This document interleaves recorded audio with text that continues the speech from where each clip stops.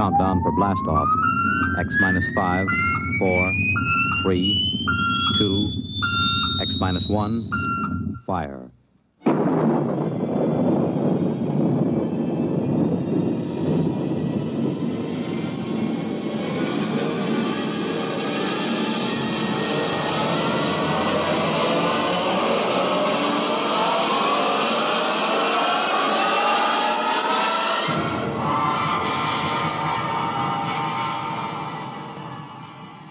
From the far horizons of the unknown come tales of new dimensions in time and space. These are stories of the future, adventures in which you'll live in a million, could be years, on 1,000 maybe worlds. The National Broadcasting Company, in cooperation with Galaxy Science Fiction Magazine, presents X minus 1.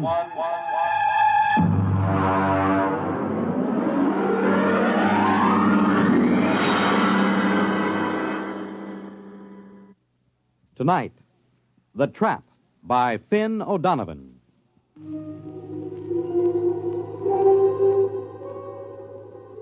Samish, I am in need of some assistance.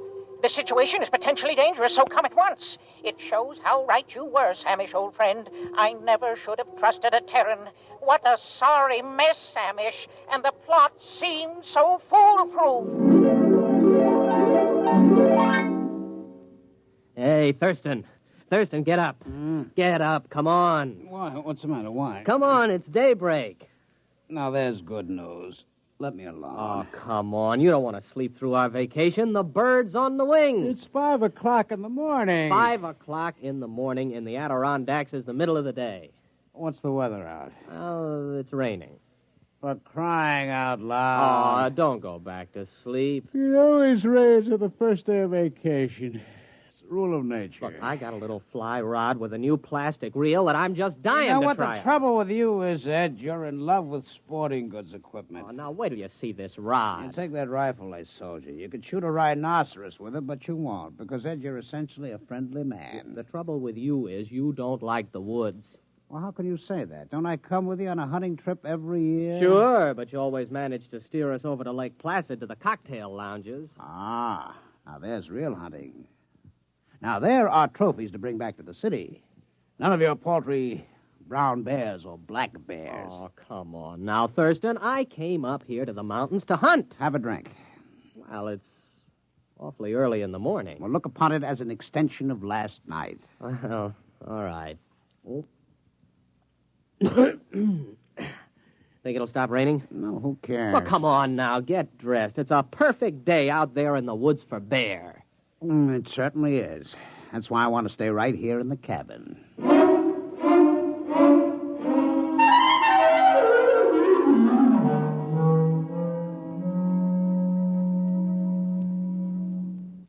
Ed, What? pass the canteen. It's empty. Well, open up one of the bottles and pour it in. Why don't you take it straight from the bottle? What, on a camping trip? Pour it into the canteen. Okay. Hey. Now, this is what I call a hunting trip. Well, you haven't been outside the cabin. Oh, come on, Thurston. Can't we go out just to hunt something, even if it's just a little rabbit? Look. It stopped raining. Close the door. Now, you let some of the fumes out. Did you fill that canteen yet? Hey, look at this. What? Right by the door. How many times have I told you not to leave your collapsible cook stove where I can step on it in the night? It isn't. What is it? I don't know. It's made out of metal. It's just sitting here in the doorway. It says, Trap on the top. What? Trap. Where'd you buy that? I didn't. Well, I certainly didn't. Hey, there's a tag on it. Dear friend, this is a new and revolutionary design in a trap. To introduce the trap to the general public, we are giving you this model absolutely free. You will find it a unique and valuable device for the capture of small game, provided you follow precisely the directions on the other side. Good luck and good hunting. Well, now, what do you think of that? Pass me the canteen. If this isn't the strangest thing, do you suppose it was left during the night? Oh, who cares? Well, aren't you interested? Not particularly. It's just another gadget. I've got 100 like it.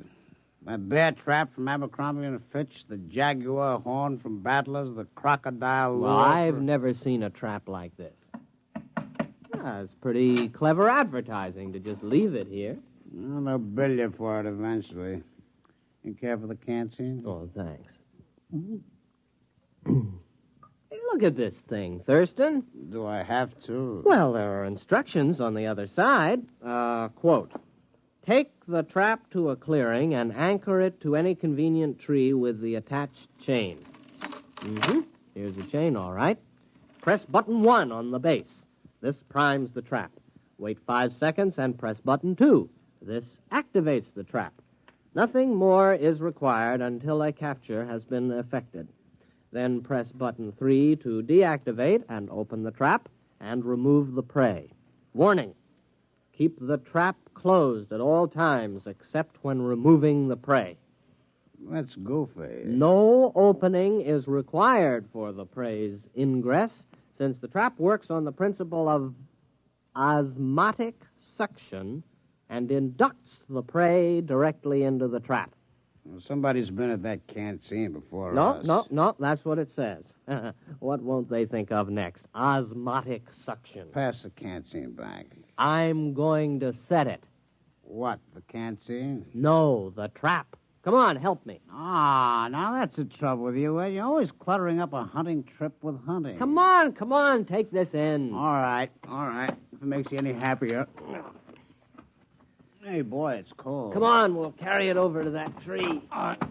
It's heavy. Yeah. Here, let's put it down here. You think we really ought to fool with it? Of course. Maybe we can catch a fox. What will we do with a fox? Turn it loose. The fun is in the catching. Here, take the end of the chain. Look out, you got your foot in it. Yeah, I guess it snaps in here. Oh, there it is. Let's get back to the cabin. The great outdoors depresses me. Wait a minute. I've got to press button 1. Hey, it's glowing. Yeah. 3, 4, 5. Now button 2. Well, I guess we just leave it. Well, come on back to the cabin. All right. It is time for breakfast. It certainly is. Pass it to me and don't spill it.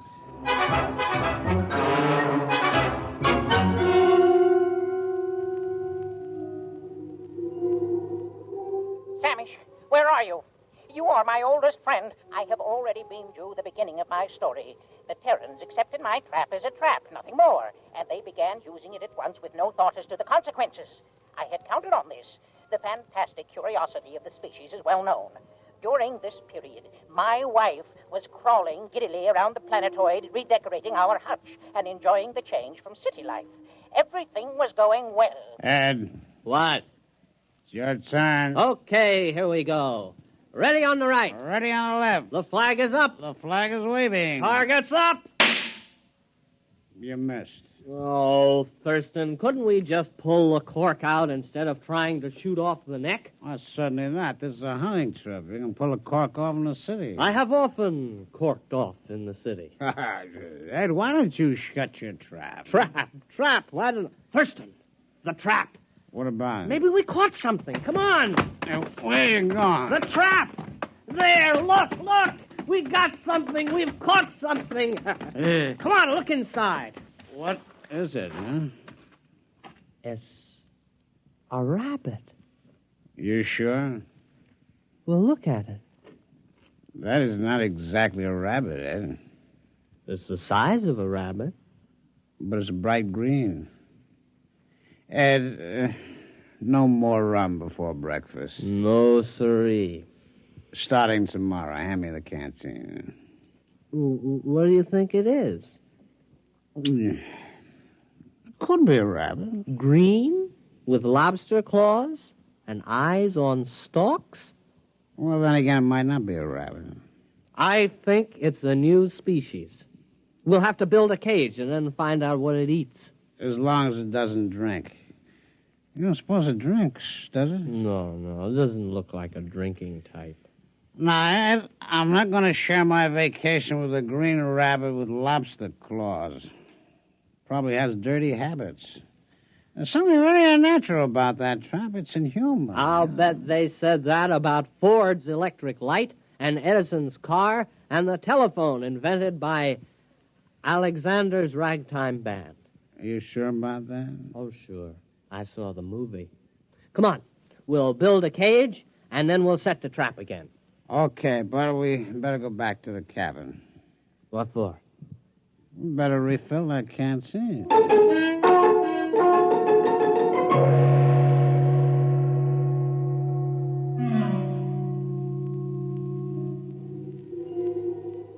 Why haven't you come yet? Samish, don't you appreciate the seriousness of my situation?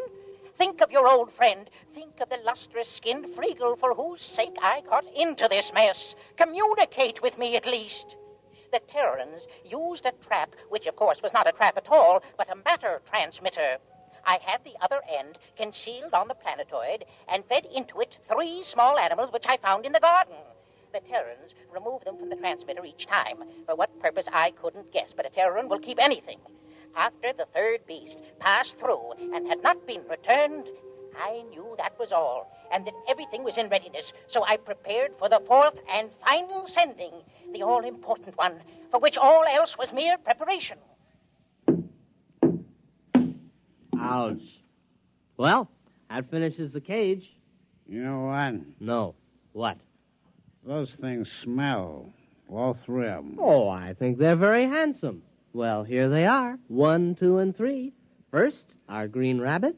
Next, our bird with 3 sets of scaly wings. And this other thing, what does it look like? Well, it looks like a snake, except it has a head at each end. They eaten anything yet? No, I've tried milk, mincemeat, vegetables, caviar, potato chips. They haven't touched a thing. Maybe they're sick. Hey, what are you keeping them for? Well, they might come in handy someday. Oh, yeah? What for? Thurston, have you ever desired fame? What? Fame. The knowledge that your name will go down through the ages. I am a businessman. I've never considered the possibility. Never? What do you have in mind? These creatures are unique. And they smell. We'll present them to a museum. The daily Thurston exhibit of creatures hitherto unknown. They might name them after us. Our names will go down with Livingston, Audubon, Teddy Roosevelt, Walt Disney. I was thinking of a wing on the Museum of Natural History that would go right across Central Park West. The Daily Thurston Wing. Thurston Daily. That's not alphabetical. That's true. But, Ed, we only got 3 of them. We can't equip a wing with 3 exhibits. Well, there must be more where these came from. Let's examine the trap. Just a minute. The canteen? The canteen.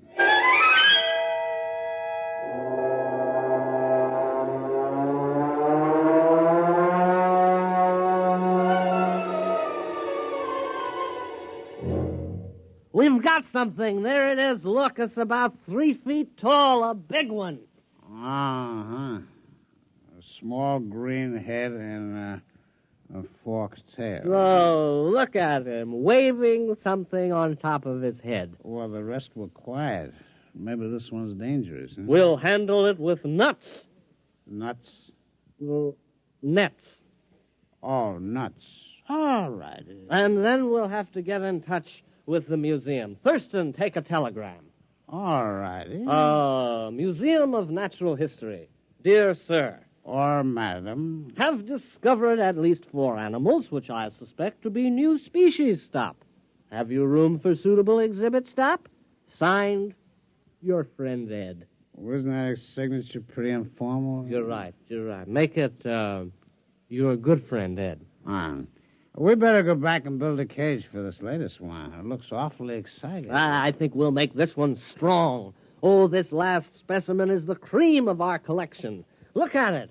Its head is turning pink.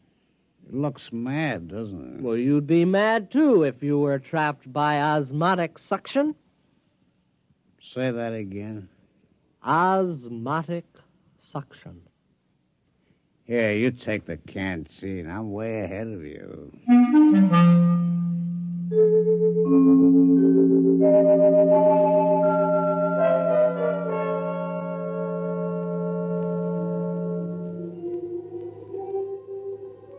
What, Samish? The rest of the story? Well, it's obvious enough. After 3 animals had passed through the transmitter, I knew I was ready. Now was the time to tell my wife. Accordingly, I asked her to crawl into the garden with me. Tell me, dear, she said, has something been bothering you of late? Have I displeased you? My dear, I said, you have tried your best, but it just isn't good enough. I'm going to take a new mate. She stood motionless, her cilia swaying in confusion. Then she exclaimed, Freagle! Yes, I told her, the glorious Freagle has consented to share my hutch, and with a clever shove, I pushed her into the matter transmitter. Samish, you should have seen her expression.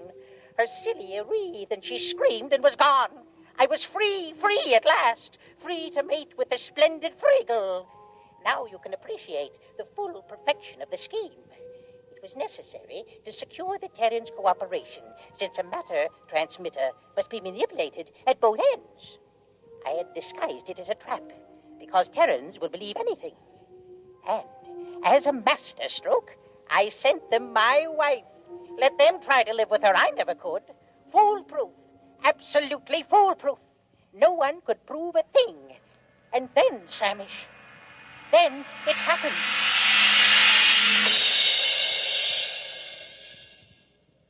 Did you get the cage finished? Yeah, our 4th animal is snug as a bug in a... It doesn't matter. Boy, it's a mad one, though. I couldn't help feeling it was trying to tell me something. Come on. Here's a trap. It's empty. But it is. It's empty. You suppose something's wrong with it? Maybe there's nothing else to capture. Oh, that's silly. Why would it capture 4 animals and then stop? I've pressed all the buttons in the right way. Maybe the battery's down. Osmotic suction doesn't work on batteries. How do you know? Did you ever hear of osmotic suction working on batteries? No. You see? There you are. Well, you got something there. Oh, I know. What? Let's go to Lake Placid and forget the whole thing. No, this thing's got to work. It's got to. The Thurston Daily wing of the American Museum of Natural History is at stake. Would you want that vast edifice across Central Park West to remain empty? No. Would you want the Daily Thurston wing to be rented for a garage? Or a roller skating rink? Oh, horrors, no. It's got to work again. I'm going to open the top. Look out. No, let's just see what's inside here. My hand. It's gone. My hand. No, it isn't. It's right there on the end of your arm. Oh, well, when I put it in the trap, my hand disappeared. You know what would do you a lot of good? A little rest in Lake Placid. I know a fine, restful cocktail lounge. No. Look. I'll try it again with both arms. Ah, look. No hands. Very clever. I see how it works. Thurston, those animals didn't come from the Adirondacks at all. You mean they're imposters? They came from wherever my hand is. Where's your hand? I don't know. Do you realize there's a lot more where they come from? Thurston, the future of the Daily Thurston wing is assured. Give me a hand up. Ed, what are you going to do? I'm climbing into the trap. Oh, don't do it, Ed. You don't know what's in there. Here I go. There goes my feet. Hey, wait a minute. Here's a canteen. Let's have one for the road. All right. Wish me luck. I still don't think you should do it. I do it for science and the Daily Thurston wing. Why do you hold your nose? I got sinus. Here I go!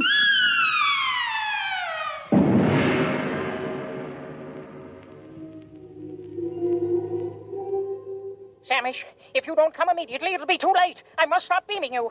The enormous Terran has completely ransacked my little planetoid. He has shoved everything, living or dead, through the transmitter.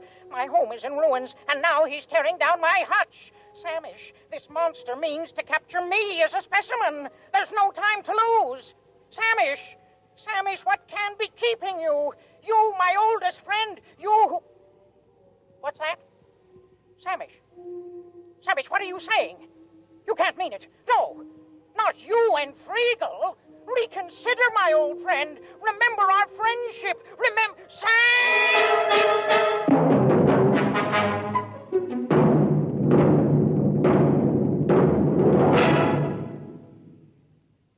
You have just heard X-1, presented by the National Broadcasting Company in cooperation with Galaxy Science Fiction Magazine, which this month features The Deep One by Neil P. Ruzick, a story which tells of a single mistake in the plan for survival, the biggest possible mistake.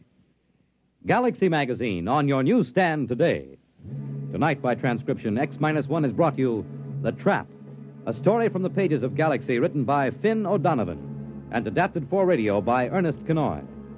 Featured in our cast were Donald Buca as the voice, Ralph Bell as Thurston, and William Redfield as Ed. This is Fred Collins. X-1 was directed by Daniel Sutter and is an NBC Radio Network production.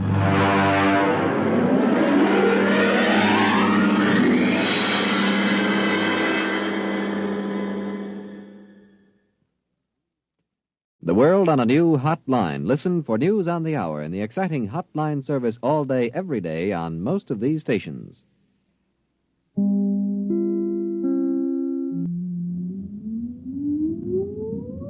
Countdown for blast off. X-5, 4, 3, 2, X-1, fire.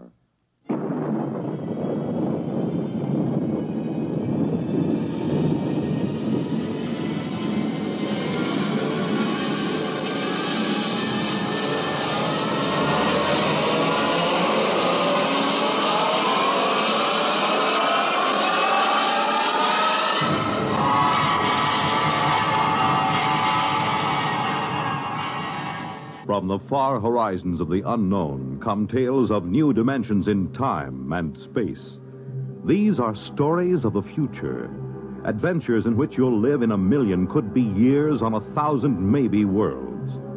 The National Broadcasting Company, in cooperation with Galaxy Science Fiction Magazine, presents X minus 1.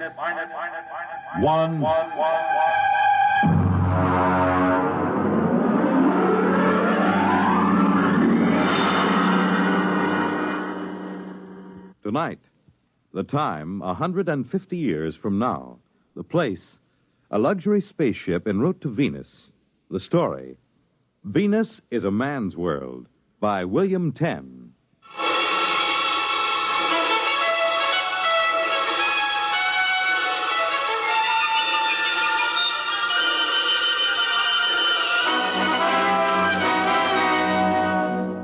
Some fellows are lucky. They have brothers, but not me. I have nothing but sisters. 2 of them, Carrie and Evelyn. Sometimes Carrie isn't too bad, for a girl, I mean. But Evelyn, boy, she's hopeless. It was Evelyn's idea to put me on that spaceship, jam-packed with 300 females, and all of them aching to get themselves husbands. In the one place that's still to be had, the planet Venus. Well, anyway, 20 minutes after we took off from the spaceport, I was bored stiff. Ferdinand, do stop fidgeting and sit down. I don't have anything to do. Well, I'll read to you and Carrie. Would you like that? No, I want to do something. What's the name of the book, sis? Well, it's titled Family Problems of the Frontier Woman. Doesn't it sound intriguing? Peachy keen. That's enough out of you, young man. Why don't you take a walk around the ship? Can I go with Ferdinand, sis? Well, wouldn't you rather we start the book? You should, Carrie.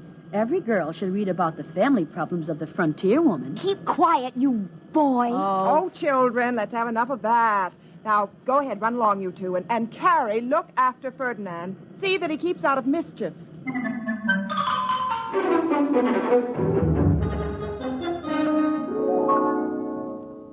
Gee, this is one big ship, isn't it? Uh-huh. I sort of wish we were on a cargo ship instead of this liner. Why? This is super. On a cargo ship, we could go climbing from deck to deck on a ladder. We could even go to the bridge or the forecastle and talk with the crew. That's silly. Why would anyone want to do that? Because ship's crews are men. Only because we women are too busy with important things like government to run ships. Says you. Hey, what are you looking at? This sign. In the event of disaster affecting the oxygen content of the companionway, break glass with hammer upon wall. Remove spacesuit and proceed to don it. Boy, I hope we have that kind of a disaster. I sure would like to get into one of those. Oh, you're silly. Hey, let's go exploring down this way. I see some portholes. And I see a sign that says, notice, passengers are not permitted past this point. Come on, there's no one around. And besides, I'm not really a passenger. Ferdinand, you say you're not really a passenger. Well, what do you mean? You have to be a citizen of a planet in order to get a passport, right? I'm not sure. Well, I'm telling you. Ever since they passed that Maley Suffrage Act, only women can be Earth citizens. You and Evelyn are passengers, all right. But me, I'm just a male dependent. So when a sign says, off limits for passengers, doesn't mean me. I'm not a passenger, see? Keep away from that door, Ferdinand. Can't you see the sign? You and your old signs. Ferdinand, let's go back to the cabin. I want to see what's behind this door. If you don't come back with me this very minute, I'll tell Evelyn. So what? Hey, this looks like a sonic lock. I wonder if it works by knock or voice. Ferdinand, I'm going. Say, I remember one voice key. I wonder if it'll work. 2023, open sesame. Ferdinand!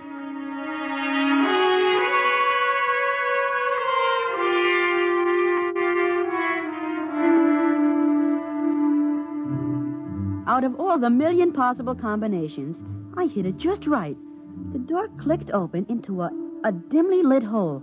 As the door closed, a hand closed around my throat. The lights came on, and I found myself staring up the muzzle of a highly polished blaster, held by the biggest man I'd ever seen. We just stood there looking at each other for a while, till finally he said... Why, you're only a tadpole. Sir? A little tadpole. I must be getting jumpy enough to splash. My name is Ferdinand Sparling. I'm very pleased to meet you, Mr. I hope for your sake you aren't a tadpole brother to one of them husbandless Anura. Husbandless what? Anura, herd of females looking a nest. I come from Flatway folks. You're a Venusian? Yep. What part of Earth are you from? And what are you doing on a spaceship to Venus? You know, the 3 out of 4. Yeah, how's that? The 3 out of 4. No more than 3 women out of every 4 on Earth can expect to find husbands. Not enough men to go around, you know, with the Third Atomic War and all. Why, back in the 20th century, some of our best men went to the planets. My sister Evelyn says that by now, most of the men on Earth aren't even worth marrying. Well, that's for sure. Those busybody Anura took care of that. Earth, what a place. I had a belly full. Why did you come in the first place? I came looking for a wife. Women are pretty scarce on Venus. I heard that there was a surplus of them on Earth. I can't understand why any man would even want to marry a woman. How old are you, Tadpole? 13, almost 14. Well, that explains a lot of things, Tadpole.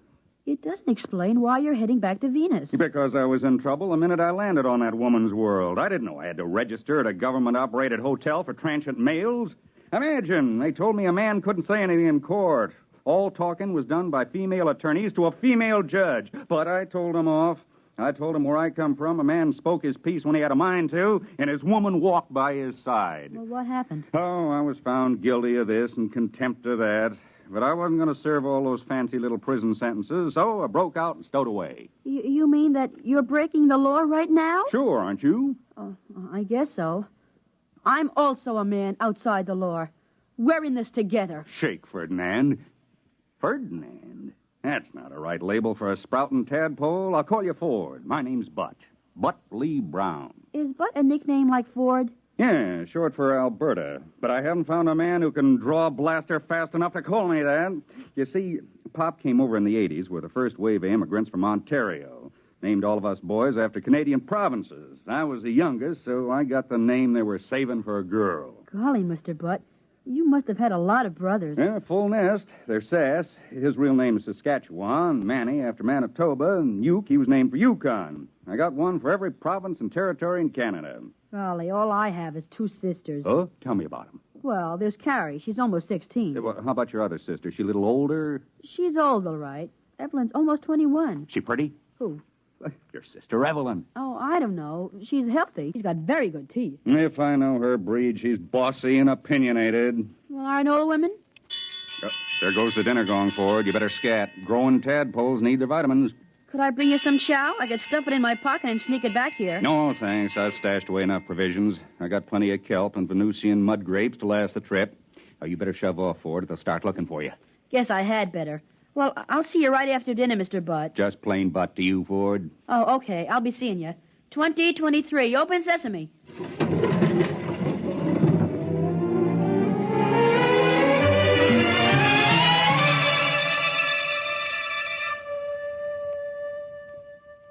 Ferdinand, please be seated. I want to talk with you. Now? They just rang the dinner gong. I am aware of that.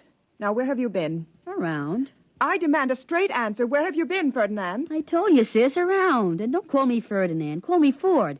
That's what Bud calls me. Bud? Who is Bud? Oh, nobody. I just made it up. Ferdinand? I can't tell you. I can't. You must. Well, you promise you won't turn him in. Well, Bud's my friend. He's a Venusian. He's going home. Aboard our ship, the Eleanor Roosevelt? Ferdinand, don't you realize you've been consorting with a stowaway, a criminal? What sort of antisocial ideas has this warmongering masculinist been putting into your head? Bud's a nice guy. He asked about you. Oh, indeed. I told him you had very good teeth. Really? Well, take me to this man. I will if you promise not to turn him in. No, I promise.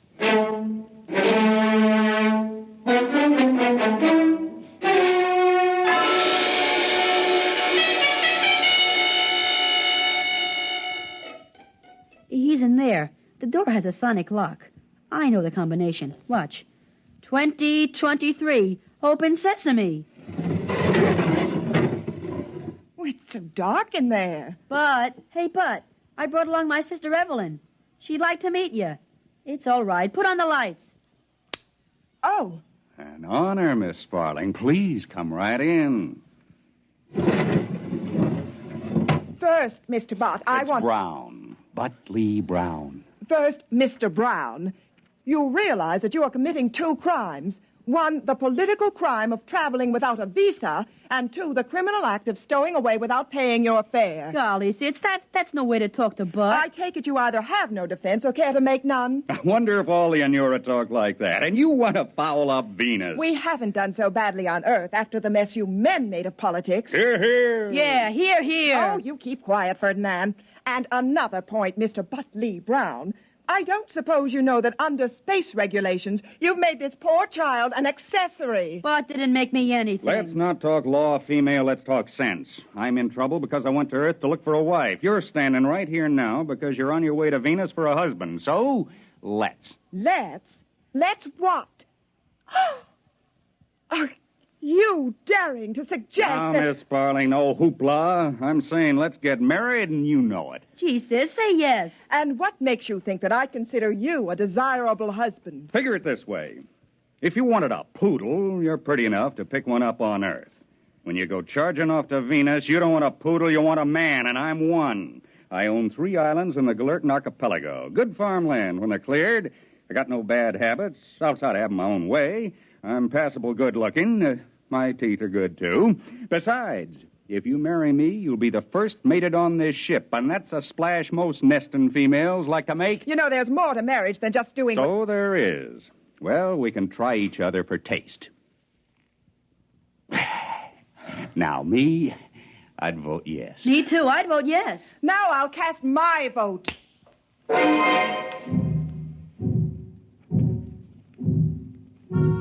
Well, you guessed it. She broke her promise.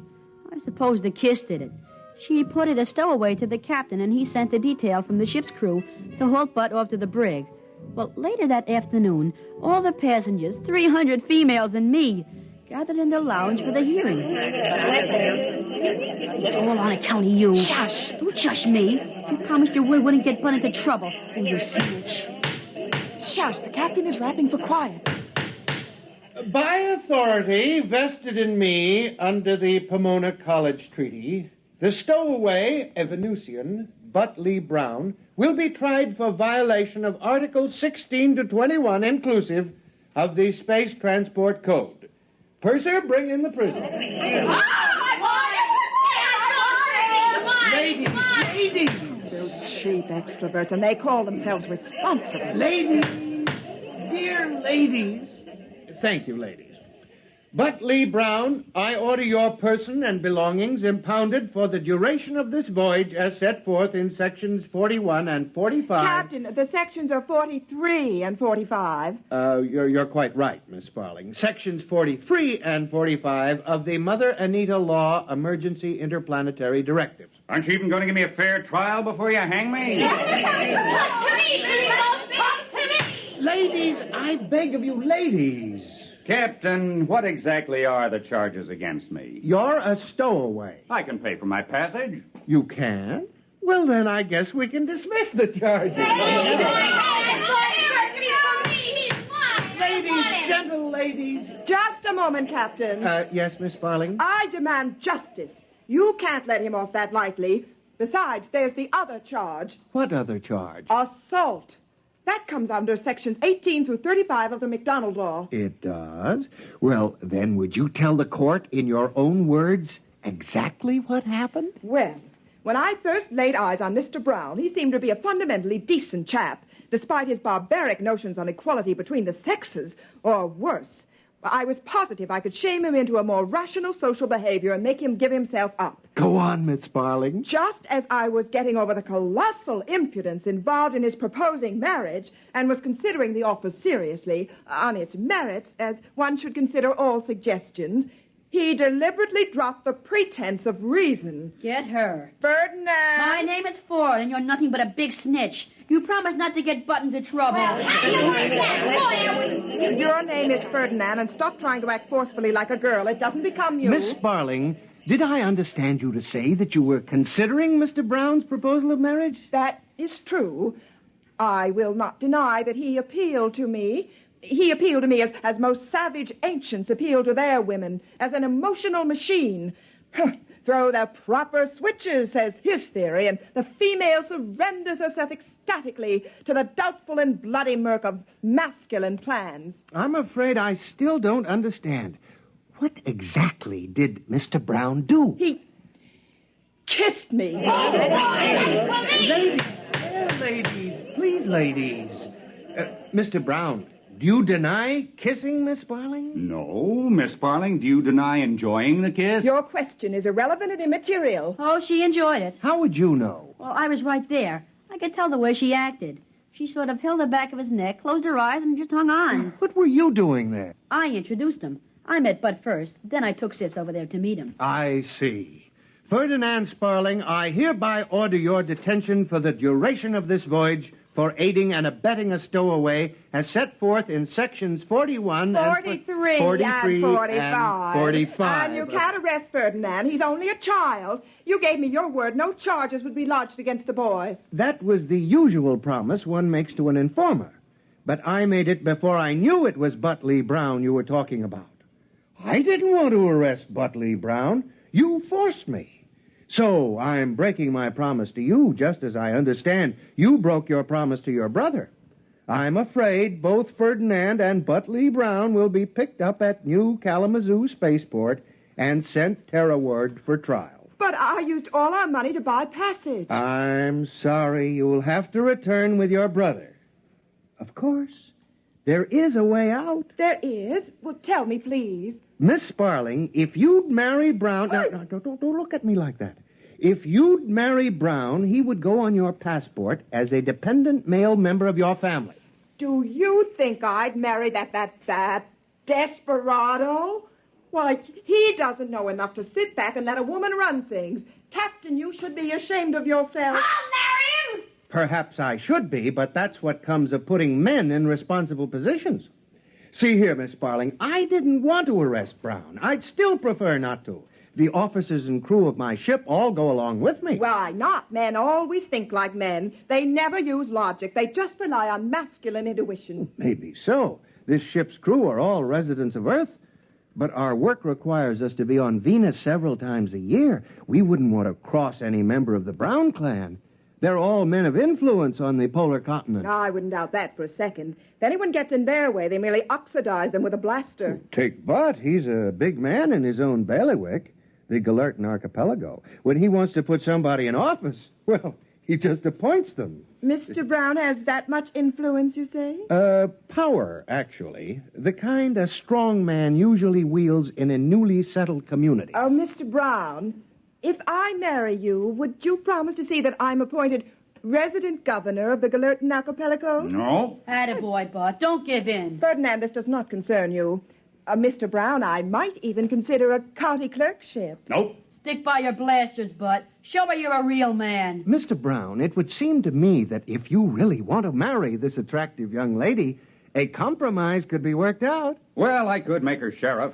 Oh, no. Would the position of sheriff of the Galertan Archipelago be acceptable, Miss Sparling? Yes. Good. I'll marry you here and now. I want to be a bridesmaid. Always a bridesmaid, never a bride. That's me every time. But you shouldn't have sold out. Why did you do it? You don't have to marry her for my sake. I wouldn't care what they did to me. That's all right, Tadpole. I'd do anything for my favorite brother-in-law. I'd sure like to be your brother-in-law. But gosh, you don't have to marry Sis. You could have had any one of these 300 females. Why marry Sis? I'm stubborn. What I like at first, I keep on liking. What I want at first, I keep on wanting until I get it. Yeah, but making her sheriff, what's going to happen to our man's world? Don't worry none about that, Ford, my boy. Wait till after we meet and go out to my islands. She'll find herself sheriff over exactly 2 Earth males, you and me. And I got a hunch that'll keep her pretty busy, huh? How about that,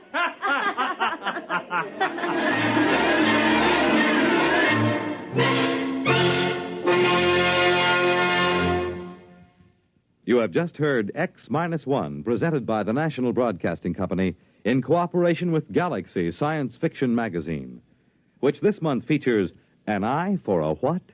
A story of the Earthmen who thought they couldn't hurt a friendly alien if their lives depended on it, while all the time their lives did depend on it. Galaxy Magazine, on your newsstand today. Tonight, X-1 has brought you Venus is a Man's World, a story from the pages of Galaxy written by William Tenn and adapted for radio by Arthur Small. Featured in our cast were Dennis Belabio as Ford, Bob Haig as Butt, Jerry Ann Raphael as Carrie, John Gibson as the captain, and Frederica Chandler as Evelyn. This is Fred Collins.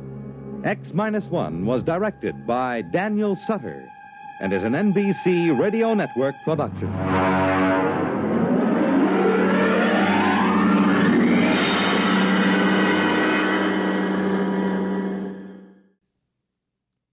Next week, X-1 presents Trap by Finn O'Donovan.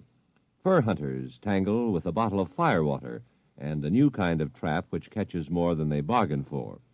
We hope you'll be listening next week at this same time. This week, the Boy Scouts are celebrating their 47th year of service to American youth. Throughout the country, there will be open houses, courts of honor, indoor and outdoor campfires, cub circuses, scout expositions, explorer events, and other special activities. This is the second year of the 4-year program, Onward for God and My Country, which was launched to help prepare America's boys to live in today's world and prepare them to carry their full share in the years ahead. It's designed to give youth an opportunity to develop physical fitness, self-reliance, a sense of personal responsibility, a spirit of helping people, a willingness to share, an understanding of our government's democratic processes, and a firm spiritual foundation. On Sunday, February 10th, churches of all faiths will observe Boy Scout Sunday, with scouts attending services in uniform. The world on a new hotline. Listen for news on the hour and the exciting hotline service all day, every day, on most of these stations.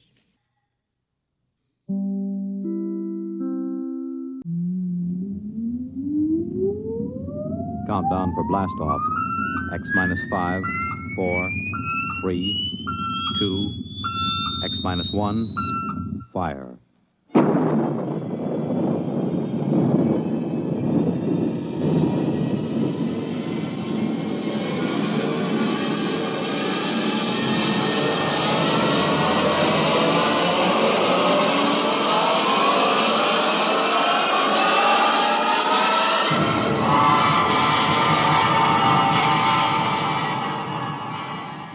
From the far horizons of the unknown come tales of new dimensions in time and space. These are stories of the future, adventures in which you'll live in a million, could be years, on 1,000 maybe worlds. The National Broadcasting Company, in cooperation with Galaxy Science Fiction Magazine, presents X minus 1.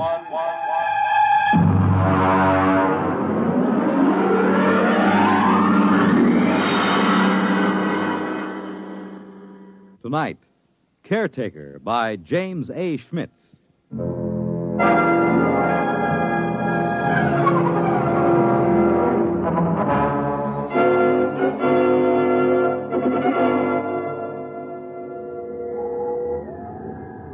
Commander Lowndes? Yes, Mr. Harris. Astrogation reports planetary orbit secure. What vector, Mr. Harris? Approximately 1,000 miles above subject planet 3785. Well, we'll have to give it a name soon, Harris. Yes, sir. Engineering secured. Damage control parties working on the hull. Very well. Has Martyr touched down in the scout ship? Yes, sir. We have him on the tight beam. Give him to me on my screen. Yes, sir. Sparkman, put Martyr on the command screen. Exploration ship Titan calling ship 375. Come in. Scout 375 reporting.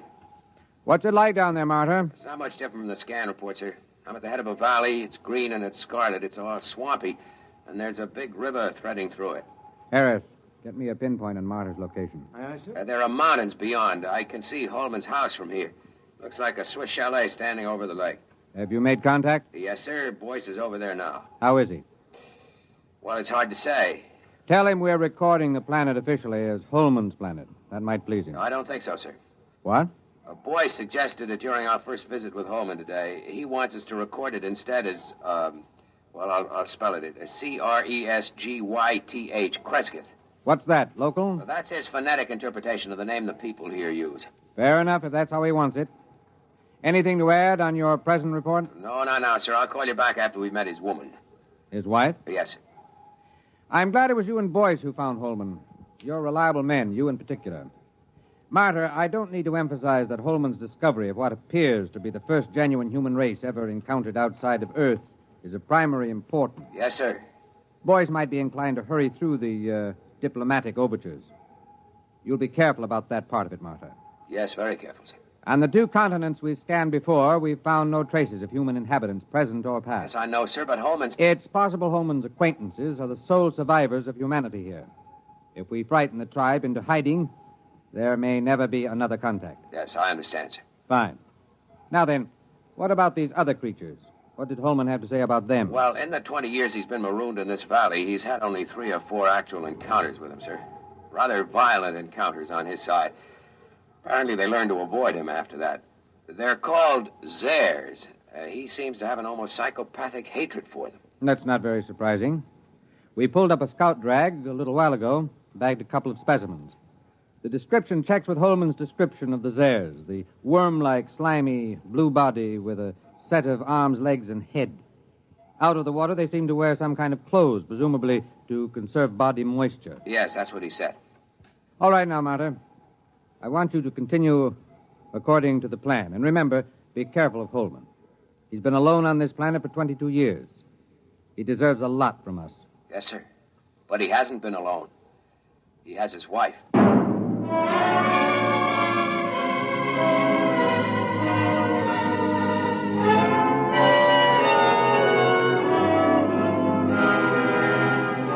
Boyce? Boyce, where are you? Down here. I'm with Holman. Check in with the exploration ship? Yes, it's all right. Holman, they say they'll name the planet the way you want it. That's good. Celia will like that. Celia? My wife. I called her Celia from the start. She likes the name. I see. Where's she now? Oh, she's out somewhere. She's very timid. She'll show up sometime in the night, and I'm leaving the doors open for her. I'll talk to her a little first to reassure her, and you can meet her then. Meanwhile, would you like to see her picture? Why, have you got photographs? No, I painted it. I used to do a little bit before I went into the service. It's over here. I've done about 50 or so paintings over the years. I paint a lot of them over, you know. Here, in here. I grind my own pigments and cut brushes from the swamp grass. I'd give my arm for a good camel's hair brush. Here she is. Beautiful. Real good looking. Of course, it isn't an exact likeness. I tried to capture the spirit. I think I've got it pretty good. Well, there's something about that picture sort of... Never mind, boys. Boyce doesn't know much about art. Yeah, but I know what I like. I like a good-looking woman. You're a lucky man, Holman. You wanted to see the Deepwater well. It's right through here. Actually, it's just an opening through the concrete to the river that runs below. It's as pure as anything you could wish. If they want to refresh the water tanks of the ship... Yes, I'll take it up with the captain. We'll be staying a week or more. We're to follow your judgment in every way in establishing contact with the Crescithians. Good. We can't do anything till Celia comes in, and we'll have to be very tactful then. But I'm sure it won't take a week. Well, what makes them so shy of us? Oh, it's not you, it's me. Or it's an impression I gave them of the Earth kind of human beings. Come on upstairs and I'll tell you.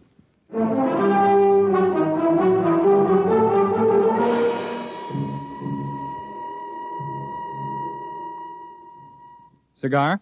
It's a local swamp grass. Is it safe? Well, I've been smoking them for years. You were telling us about the native humans. Well, I've never asked Celia much about her people. There's some kind of very strong taboo that keeps her from talking about them. How'd you meet her? Well, our ship crashed into the valley originally. I was the only man left in the original crew of 4. Manning went insane 2 days before we made a planetfall and killed Nichols and Dawson. And so I killed Manning before he could wreck the ship completely. Have you got a light, Marta? Thanks, I'm all right. You see, it was unavoidable, but they never understood it, those people of Celia's. Well, how did they find out? I was unconscious for about a month and completely blind for 6 months afterward. Blind? Well, they got me out of the wreck and nursed me back to life. But as soon as I was out of danger, only Celia would stay with me. She and I were alone for weeks before I regained my sight. How did they know I killed the others? Well, they're sensitive in a number of ways, and there were those bodies in the ship. They withdrew from me as soon as I no longer needed their help. Then in all this time you were never able to gain their confidence? It's not a question of confidence. It's a question of, well, I'm trying to tell you. I didn't mind being alone with Celia. You'll understand that when you see her. The others stayed in a small lake village they had a couple of miles up the valley across the swamps. Celia went up there every few days, but she never brought anyone back with her. I suspected it was simply because I was an alien. I thought they'd get over that in time. Celia seemed happy enough, so it wasn't a very acute problem. Well, could you observe them? Well, one day, when she'd slipped away again, I remembered a pair of field glasses I'd taken off the ship, and I got them and trained them on the village. That was a very curious experience. I never found a complete explanation for it. Well, what happened? Well, just for one instant, I had everything in the clearest possible focus. There were children playing on the platforms above the water, a few adults standing in the doorways of a house, and suddenly everything went blurred. Well, something go wrong with the glasses? No. They didn't want me to look at them. They just blurred my vision. What do you mean? What, you mean telepathically? Well, I don't know. The glasses had a 4-mile range, and they were functioning perfectly. But the instant I turned them on the village, the field blurred.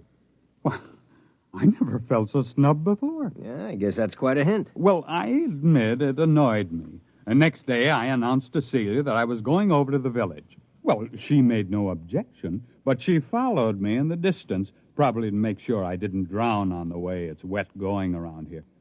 At last, I came over a rise and found myself 100 yards from the village on the land side, and then I realized they'd left it. I walked around it a while and found cooking fires still glowing, but nobody had waited to receive me. So I went home insulted and very sulky. I wouldn't even talk to Celia until the next morning. Well, did you see anybody there? Nobody. Well, I settled down and built a house for the two of us, and that took up all my time for several months.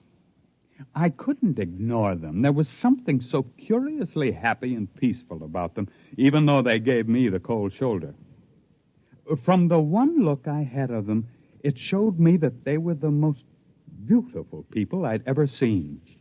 Well, you've seen the picture. It doesn't do her justice.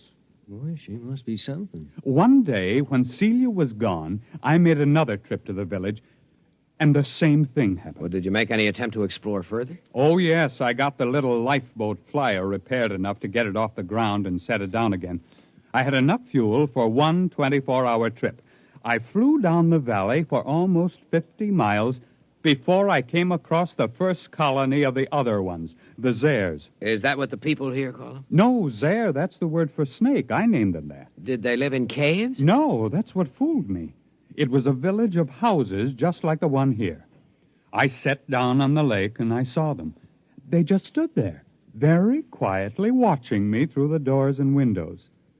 What made it worse somehow was that they wore clothes, but the clothes didn't cover enough. Those weaving, soft, blue, slimy bodies and those staring eyes. I backed down the ladder with my gun ready in case they rushed me, but they never moved. Did you find any more of them? There were about 8 more colonies of Zares further down the valley, but there was no trace of another tribe of humans. At the time, I didn't know just what to make of it. There was a possibility that my village represented an advanced troop of human beings into the land of snakes. But it turned out to be the other way around. It seemed to be the snakes that were pushing out the humans. So I swore to myself that as long as I lived, at least, human beings were going to hold this section of the valley undisturbed in its safety. When I came back, I said to Celia, "Celia, I must speak to your people. Go tell them I'll come again tomorrow, and they mustn't run away." Well, she looked at me, and then she went in the direction of the village. Did they wait for you? Well, she came back late at night, crept into my arms, and told me they promised to wait for me. Oh, I set out the next morning full of great plans. After all, the Zare snakes lived in widely scattered settlements. The villagers and I could wipe out those settlements one by one until we'd cleared the land. But then I didn't realize how different Celia's people were from us. How? What happened? Well, I came over that rise, and there the village was. This time I knew they'd stayed home. And then, not 20 feet off my path, I saw 2 of the Zares standing in the bushes, one watching me and the other looking at the village. They were the first ones I'd seen that close, and they were horrible. They had a rapacious, greedy look. They seemed oily and unclean. Each had a kind of tricky crossbow over his shoulder, and they couldn't be seen from the village. Would you like something to drink? There's some kind of fermented homebrew I made. No. What happened? Well, I shot them both down before they got over the surprise. It was a natural thing to do, wasn't it? Sure, I guess so. But apparently, from the point of view of the villagers, it wasn't. The village was empty again. When I got back home, I was actually sick with disappointment. And then I discovered Celia was gone. She stayed away 3 days. And when she came back, I never went back to the village. But I don't see why. Neither did I until it was too late. They won't kill their enemies. They're too polite for that. So their enemies are gradually squeezing them out of existence. Captain, what do you expect us to do in this situation? Kill the Zares, as many as we can find. If the human beings of this world won't defend themselves, we'll have to defend them. I can't be on guard here forever. It's up to you and the other men on the ship to do the job right. You will, won't you? You'll make a report to Commander Lowndes? We'll make our report. Oh, that's fine. Well, gentlemen, I suppose it's late now. I suppose you'll want to turn in. When will your wife get back? Well, she'll be back later. Don't worry about her.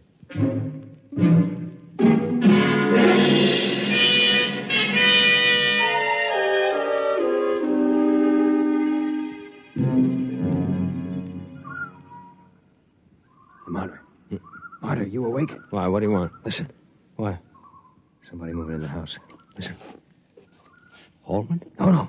Listen to those steps. Now, hear him? That's no man. Slow, dragging. Yeah, come on. Wait a minute. Sidearms. Right there, come on. Quiet, it's coming from downstairs. Stop. Listen. Wait till I get the safety catch off. Look. No firing unless I tell you. Look, Martyr, I'll take care of myself. Maybe it's one of those airs. I'd like to get a shot at them. Come on. Downstairs, all right. There's a light. What's that? A missile gun. Holman had a number of obsolete weapons down there. Hurry up. Look out, there goes the light. I've got my torch. It came from the well room. Oh, it's the door. Stand back. Turn your light in there. It's Holman. They've got Holman. There it goes. Stand clear. I'll blast it. Wait a minute. Get out of the way. It's one of those airs. Give me a clear shot. Hold it. Can't get out of here while we've got the well covered. Now keep your blaster ready while I look at Holman. I hear it moving back there in the shadows. He's dead. Come on, make a break for it, you rotten, slimy snake. Come on. Shot through the head with his own gun. Who's that Zare, that snake? You got a good look at it? No, it jumped for the shadows. There it is. Marta, swing your torch around. I'll roast it with one blast. Listen. Who's that? You who are his friends, will you listen to me? Who are you? He called me his wife. What? How'd she get in here? If that Zare gets a hold of her... Quiet. Don't move. I won't. Why did you kill him? But I thought you understood. What do you mean she killed him? It was that Zare, the snake. There are medical men who'd say he'd been insane for 20 years as he counted time.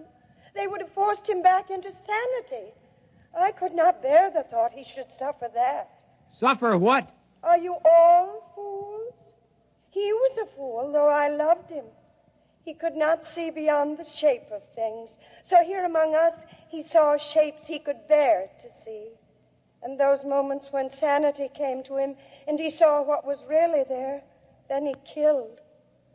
Are you all like that? What's she talking about? Is the snake there with her? Go upstairs, boys. Wait for me outside. You gonna kill that snake? Yes, I'll kill the snake. All right, take my blast. Now be careful. Get it between the eyes, Marta. Roast that Zare to a crisp. Go on outside. Are you still there? Yes. Is there any way you can get out? I can leave by the river that flows under the well if you do not shoot at me. I won't shoot at you.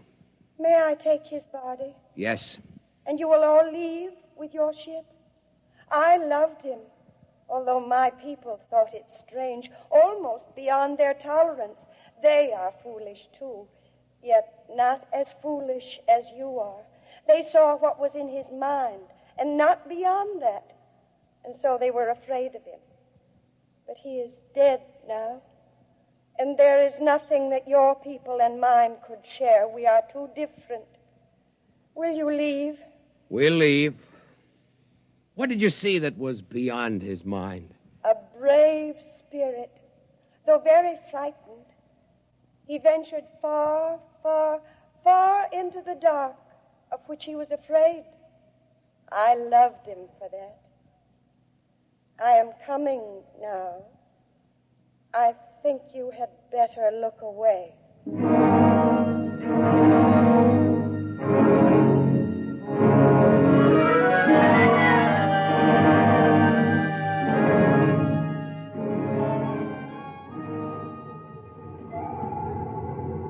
Martyr. Yes, sir. I've just been down to sick bay. Boyce is all right. He's in shock. Well, I gave him a shot of sedative on my way up here. Oh, the medics say he'll be all right. They're giving him a reconstructive psychotherapy fix. He won't remember much of it. If you had looked squarely at that thing, we might have had to give you the same treatment. Our pickled specimens of the Zare are pretty hideous. I suppose it's all the way you look at it. Yes, I suppose so. Holman had his own way of looking at it.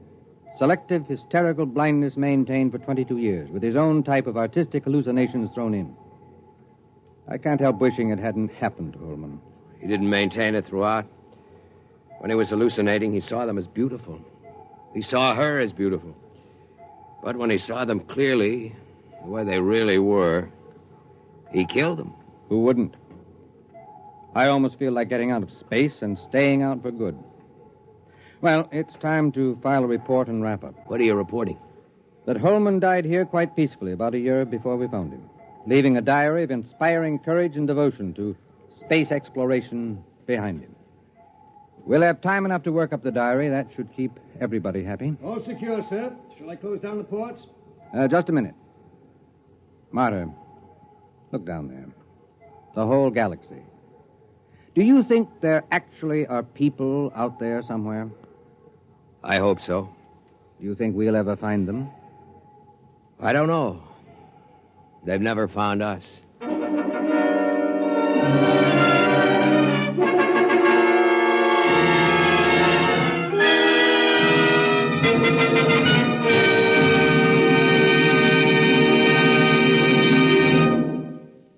have just heard X-1, presented by the National Broadcasting Company in cooperation with Galaxy Science Fiction Magazine, which this month features Survival Type by J.F. Bone. Score 1 or 1 million was not enough for the human race. It had to be all or nothing, with one man doing all the scoring. Galaxy Magazine, on your newsstand today.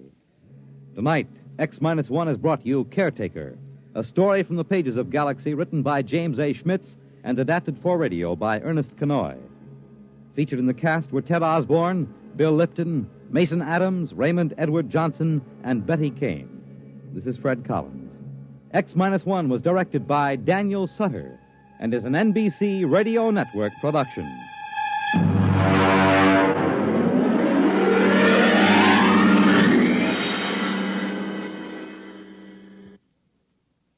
Polio is not over yet. A total of $46,900,000 is needed to continue the fight against this crippling disease. Thousands of polio victims are depending on you. Help finish the polio fight. Join the 1957 March of Dimes. The World on a New Hotline. Listen for news on the hour and the exciting hotline service all day, every day on most of these stations.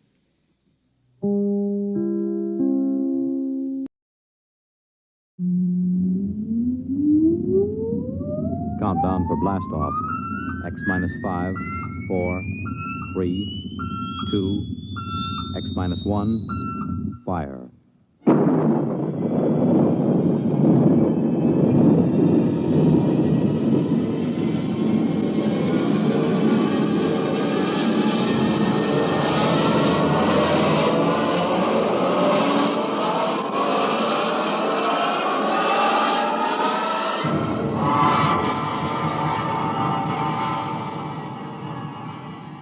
From the far horizons of the unknown come transcribed tales of new dimensions in time and space.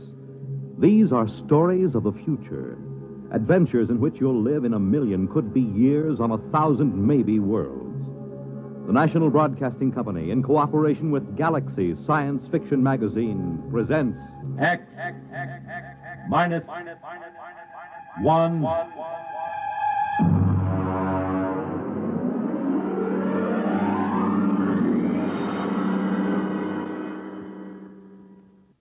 Tonight, the time is 1965. The place, a golf course. The story, Copen Warfare.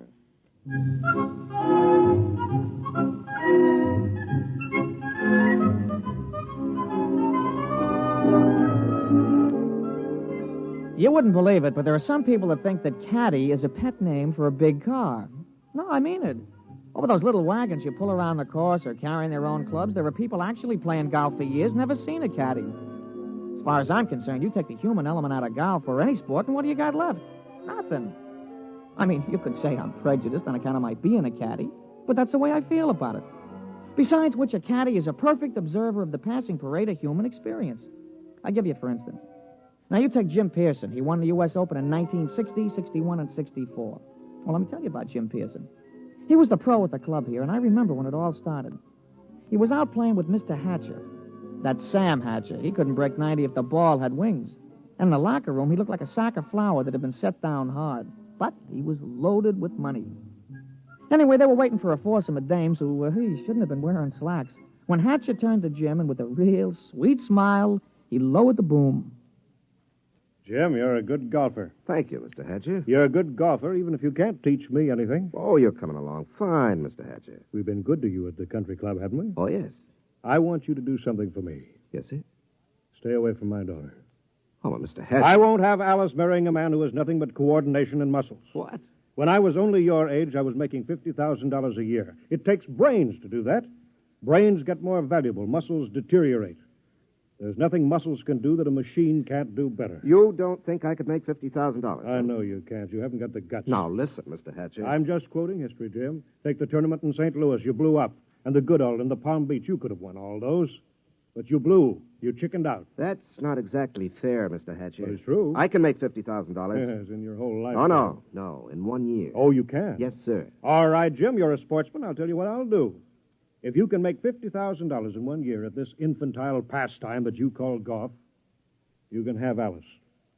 That's the most arrogant What's thing. the matter, Jim? Don't you think you can do it? I know I can do it. All right, then. Is it a bet? All right. All right, it's a bet. Very well, then. I believe the ladies are finished. Shall we drive?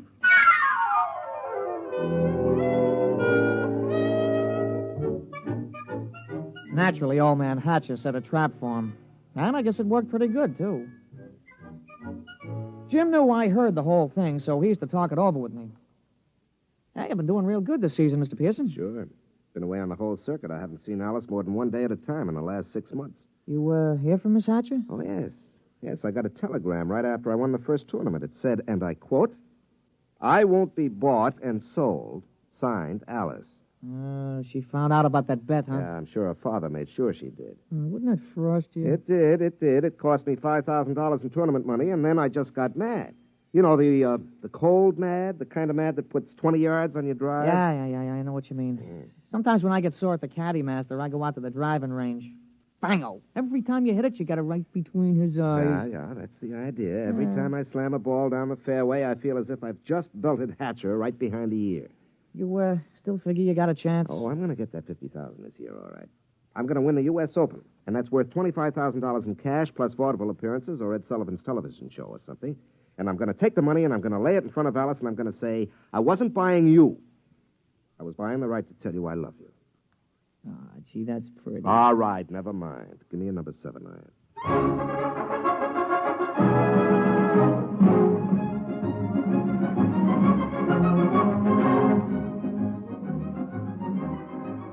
Jim Pearson sure was burning up the circuit. He came into the U.S. Open the man to watch. The day the tournament opened, Jimmy Cannon had in his column, "You are Jim Pearson, the hard luck boy with the velvet swing." It was real philosophical. All the sports writers picked him to win. And then Saul showed up. We was on a practice tee. Jim had been sharpening up his number 1 wood when all of a sudden the gallery took off like a batch of big birds. They were around another tee about 100 feet away. Jim knocked off and the two of us strolled over.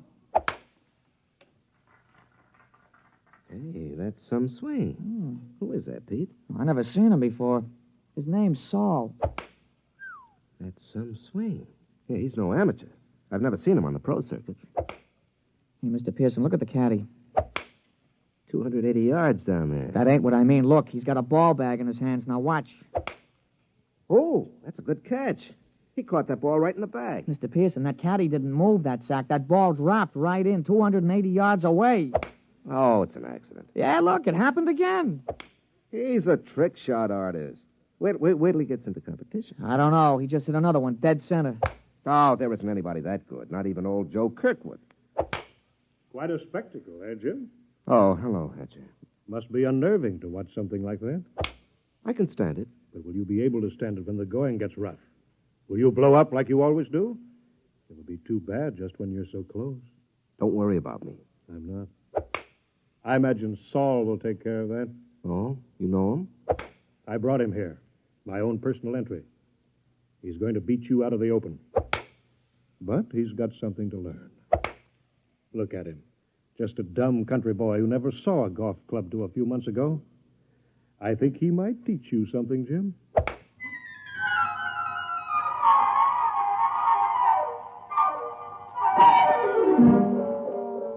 I could tell Jim was going to have a good day the minute he took his driver out of the bag. He took his practice swings, and they went around clean, grooved, and loose. I would have bet my shirt on him. As a matter of fact, I did. The crowd was sympathetic. They wanted to see him burn up the course. Well, Pete, we all ready? Yeah. What's this? New kind of golf ball? Oh, yeah, a young fella from the A.B. Wells Sporting Goods Company. He slipped me a fin to talk you into using these balls. Well, I don't know. They any good? Yeah, I figured. They guaranteed they had 20 yards to every drive. Well, I sure could use 20 yards. Well, he's going to come around to see you later. He wanted to sign you up for testimonials and advertising and things. You know, the golf ball used by Jim Pearson when he won the U.S. Open, that kind of thing. There's a lot of dough in it. Well, we'll give it a try. Let's tee up.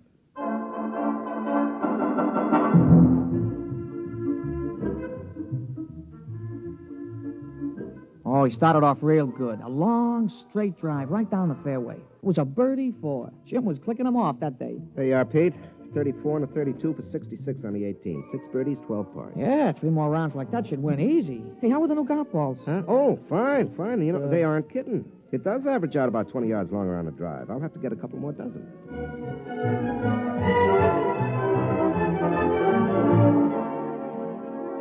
We went around and watched Jim's score being posted on the big board. Most of the field was still out, but he was ahead of the closest competitor by 3 strokes. Who's that?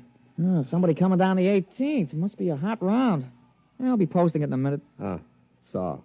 Hmm? Yeah, you see, there he is, walking through the crowd. Oh, yeah. Well, here comes the secretary with the score. Hey, Mr. Pearson, look at it.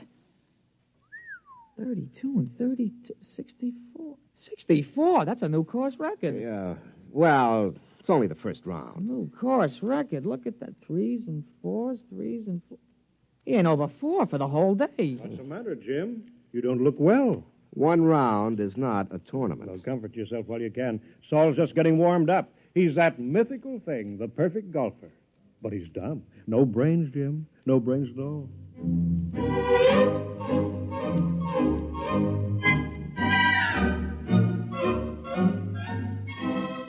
Naturally, in the sports broadcasts and the newspapers, Jim could have been playing on a miniature golf course at Asbury Park, New Jersey. The big news was Saul. They all called him Silent Saul. The odds the boys in the shower room played around with on Pearson took a dive, and you couldn't get even money for Saul. The next morning, Jim's gallery was pretty small. When he stepped up to the ball, there was a smattering of applause like a matinee just before they closed the show. But his drive was as straight as the day before and longer by about 20 yards on the average. Hey, that's a nice putt, Mr. Pearson. Yeah. Who's that? That's Saul, I'm afraid. He's coming around behind you. Well, he's going to have a big fight.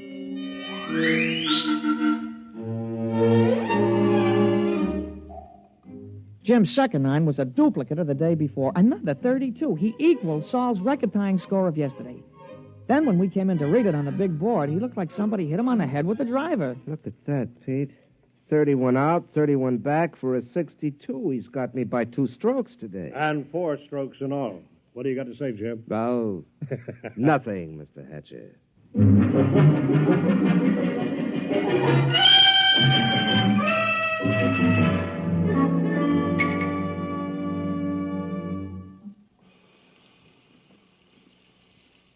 Throw me the soap, will you, Pete? Yeah, sure, Mr. Pearson. Yeah.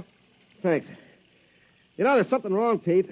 Just doesn't happen this way. That's tough luck, Mr. Pearson. Oh, no, it's not that. People don't just pop out of nowhere and break all records at the Open. Men don't take up golf and become perfect golfers in a month. He's got to have some weakness. Well, if he has, he ain't shown it yet. Well, I've got to find it.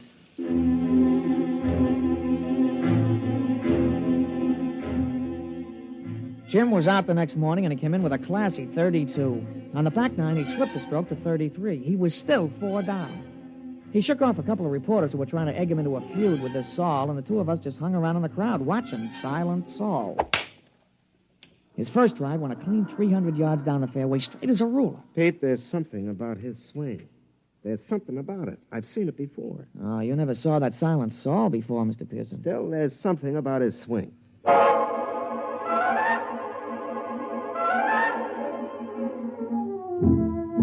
On a follow-up shot, Saul had about 240 to go. He took a club from his bag and took a few wiggling gestures, set his driver behind the ball, and swung. Pete? Did you see that swing? Those wiggles? Yeah, well, a lot of guys do that. Yeah, but it's unnecessary. I mean, you don't have to make those wiggles before you address the ball. Yeah, sure, and you don't have to spit 3 times every time you got a tough putt, but you do. But there's still something strange about him. Everything about him is perfection, except those wiggles. And he doesn't talk. Look at him putting. Just look at him. Mm-hmm. That could be Todd Winters, couldn't it? Yeah, he does look something like Winters. Yeah, when he putts. But that iron shot, who wiggles like that? Who does those wiggles? George Potter. Yeah, I guess he does. Yeah, and the approach shot, Pete. That's Gordon Brown. Nobody else bends the knee that way. He really gave it a lot of study, huh? And the drive.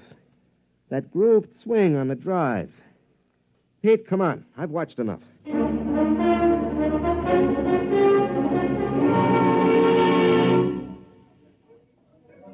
Ah, Pearson, a 63, I see. You're 6 strokes behind with 1 round to go. You want to give up now? I don't think I will. I think we'd better talk about it privately. Oh, that won't be necessary. Well, it doesn't matter to me, but I know that Saul is a robot. So you think he's a robot? Isn't he? Of course he is. How does it feel to be beaten at your own game by a mindless machine? Oh, you haven't won yet. The golf ball takes some funny bounces. How did you find out about Saul? Oh, Saul is a lot of things, but none of them is Saul. He's Todd Winters, George Potter, Gordon Brown, and his drive. That's me. You copied it after me.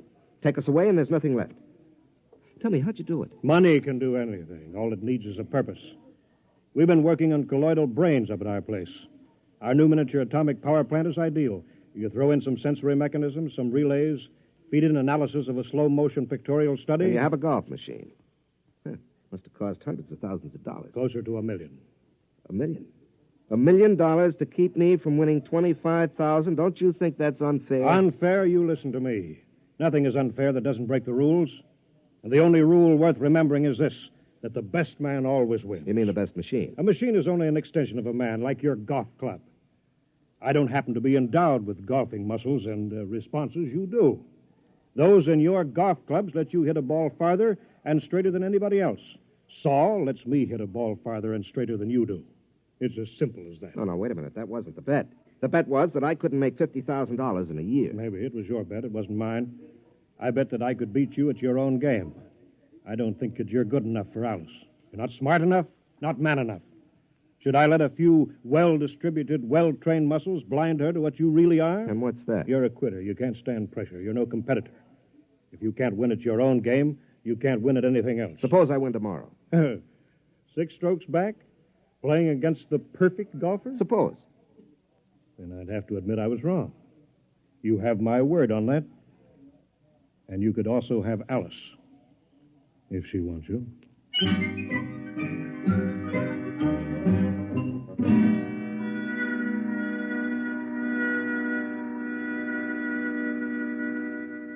Somewhere, Saul must have an Achilles heel. Pete, the prime fact about man is his adaptability. Yeah, sure.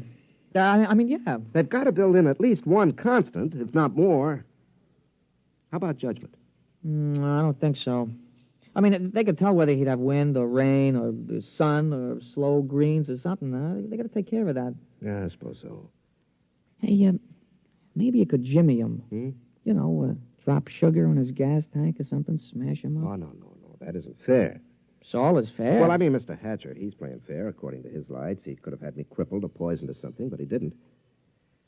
Well, I'll just have to beat him on our own ground on the golf course. Oh, I don't know, Mr. Pearson. You'll have to shoot in the 50s. Well, the golf ball takes some funny bounces. Yeah, it sure does. Wait a minute, there is a constant. Listen, Pete, you know Saul's caddy? Yeah, I know him. An illiterate type of guy, yeah. Could he use $10 or maybe 20 or 50? He's a caddy, isn't he? All right. Pete, I want you to talk to him. You'll do better than I can.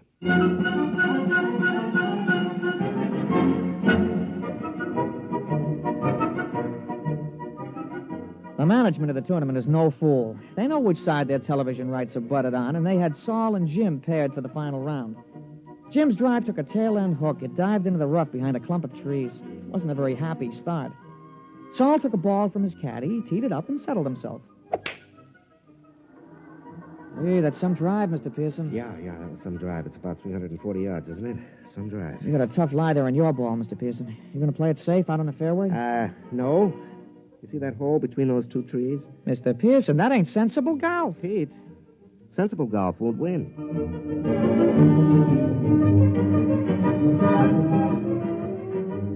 Well, he made it. The ball went through the opening and rolled to a stop just in front of the green. Saul's easy 4-iron shot was dead on the pin all the way. But it hit the back edge of the green and hopped into the rough. Jim took an easy putt for a birdie, and Saul's recovery was long, and 2 putts gave him a par. Well, that's one of the strokes I need. And that's the way it went. Jim's game sparkled, and Saul's game kept finding trouble. For the first 9, Jim came in with a scorching 30, while Saul came in with a 33. Kept on like that. Saul kept overshooting the green. They came into the 18th hole with Saul still 2 strokes up. Now, look, don't you worry, Mr. Pearson. You're going to tie him for sure. Oh, that's no good, Pete. By tomorrow, his game will be on again perfectly. Jim's drive sliced behind a fringe of trees. He had to shoot blind. He made it on the green, about 25 feet from the cup. Okay, Pete. This is it. Saul's in for a 5. Don't you worry, Mr. Pearson. Don't you worry. Okay, I won't. He lined it up. He studied the green. He noted the slope and the lay of the grass, and then he stroked the ball. We did it, Mr. Pearson, we did it! You're the new U.S. Open champion!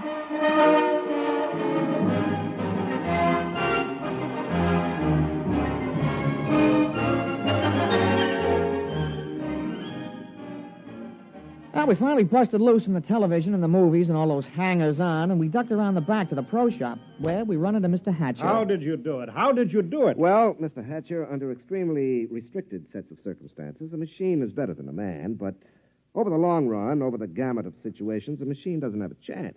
Just can't compete. I still don't understand. It cost $1 million. $1 million. Here, have a souvenir. You can take this golf ball. No. Look at it. That's the ball Saul was using. What? Mm-hmm. Well, that's another brand. That isn't Saul's regular ball. That's right.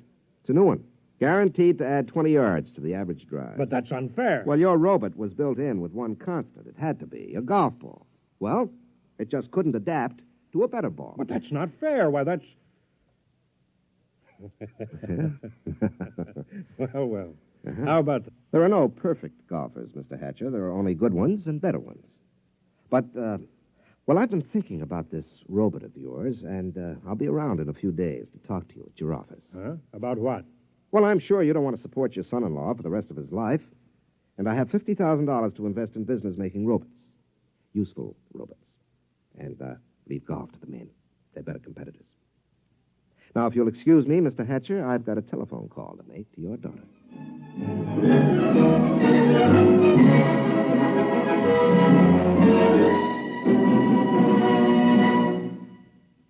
You have just heard X-1, presented by the National Broadcasting Company in cooperation with Galaxy Science Fiction Magazine, which this month features The Other Celia, a story which proves that something drastic should happen to all snoopers, but nothing as shocking and frightful as this.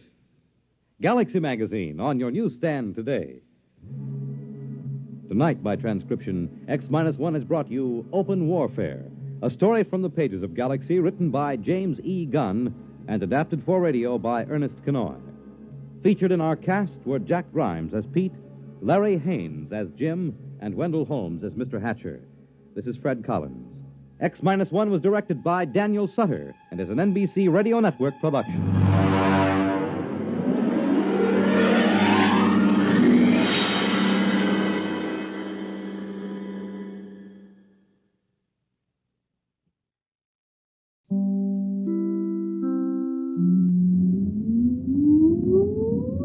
Countdown for blast off. X-5, 4, 3, 2, X-1, fire.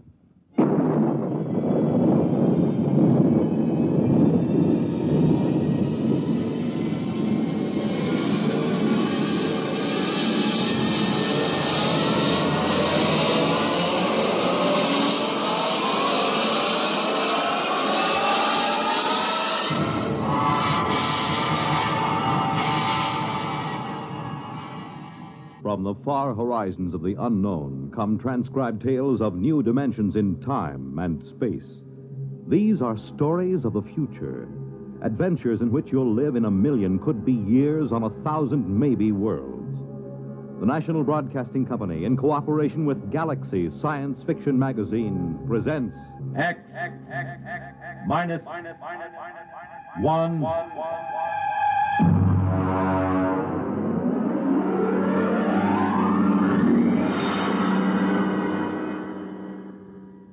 Tonight, The Girls from Earth by Frank M. Robinson.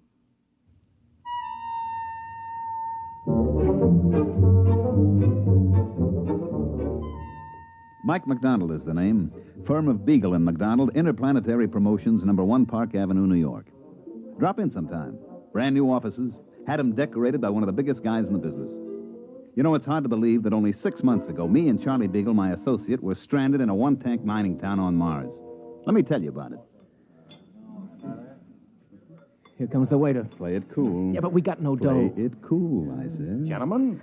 I'll have the sirloin. 1 sirloin. Earth or Martian? Well, what's the difference? Well, the Earth sirloin's from genuine steers, $24 a pound. The Martian sirloin's from the domestic sloofer, $2. Charlie, you ever tasted Sloofer? We'll have the domestic. Very good. A beverage? Got any coffee? We ran out of coffee in 1997. Haven't been able to get any. Try the muggle juice. Muggle juice? It's a Martian vegetable. Has a pleasant narcotic effect. You better make it whiskey. Whiskey? That we got. Fine. My friend will have the same. Yes, sir. Mike, would you mind telling me how we're going to pay for this sloofer steak? Relax. I'm thinking. And even more important, how are we going to get out of this burg? Charlie, what we need is a mark. A mark? A sucker. And if I'm not mistaken, this little guy with the glasses coming in now is just what we're looking for. Pardon me, sir. My friend and I are just in from Earth, and we don't know much about the customs here. I wonder if you'd be good enough to let us buy you dinner and tell us something about the town. Why, that's very kind of you. You needn't buy me dinner, though. After all, you're the guests here. Well, that's very nice of you. Do join us. Thank you. My name is Henry Mortensen. I'm geologist for the Interplanetary Mining Company. Mike McDonald and my friend Charlie Beagle. How do you do? Oh, pleasure. You say you're just in from Earth? Yes, that's right. Charlie and I are interested in uranium. Just sort of snooping around to see if there's a decent investment up here. Oh, I see. You'll forgive me. It's not much of a town, really. No, I don't suppose it is. After all, you take 20,000 men and plunk them down in the desert like this, and you can't expect much. 20,000 men? No tomatoes? Sir? Tomatoes. Girls. Girls. Oh, I'd almost forgotten what the word meant. No, you see, the colonization board hasn't been very successful in persuading Earth women to migrate here. There are a few female Saturnians, the four-armed variety, but aside from that... Well, what do the boys do for relaxation? Well, being a geologist, I'm naturally interested in rock formations. For relaxation? A great many of the men indulge in gambling, and of course there are Zlimp phrases every glib day. Glib day? We have a 9-day week here on Mars. Oh. Tell me, Mr. Mortensen. Henry. Tell me, Henry, don't the boys get lonesome for the sight of a woman? Well, it is a problem. The men sign up for 9-year hitches. Most of them have forgotten what a woman looks like. Mm-hmm. Do most of these men plan to stay here? I suppose if they had families, they might. The pay is good, and I suspect most of them had their reasons for leaving Earth. I see. Well, how about yourself? Suppose you found the right woman, which in this case would be just about any woman. Oh, I'm very particular. Oh, I mean any woman who met your rigid specifications. Would you stay? You mean get married? Yeah, that's the bit. Well, of course, it's out of the question. No woman has ever showed the slightest interest in me. Well, suppose one agreed to marry you in advance, and she met all your specifications. Well, I've always wanted a family. Yes, I suppose I'd marry. That's very admirable. Very, very admirable. Here's the waiter with our dinner. Sloofer steak, gentlemen. Good luck with it.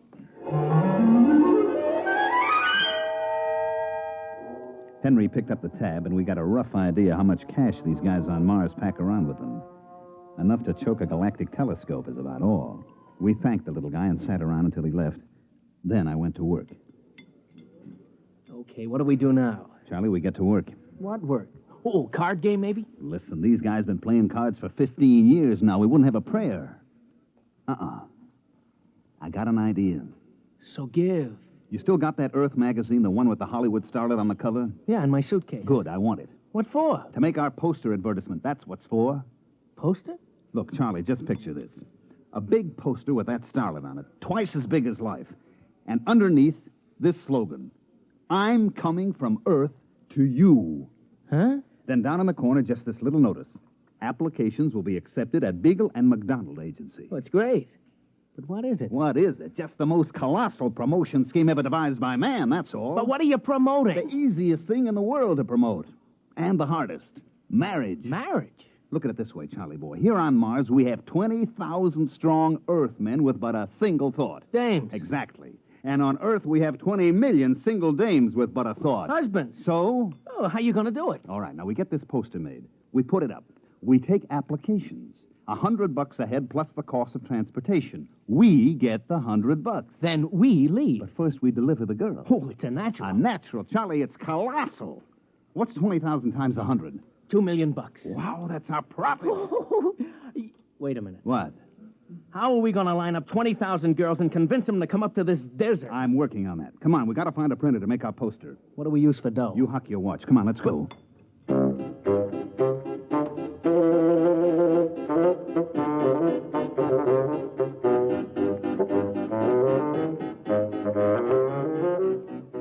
We got the poster made, and it is a beaut.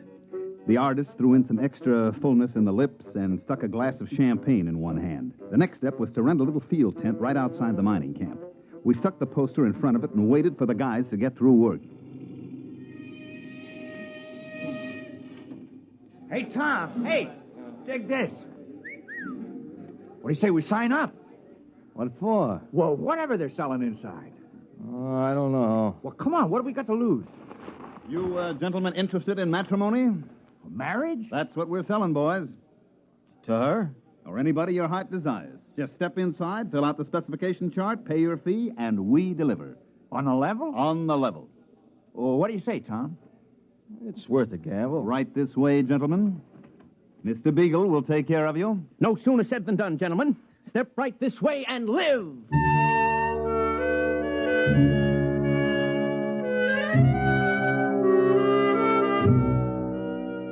At the end of the first day, we had deposits amounting to about $15,000.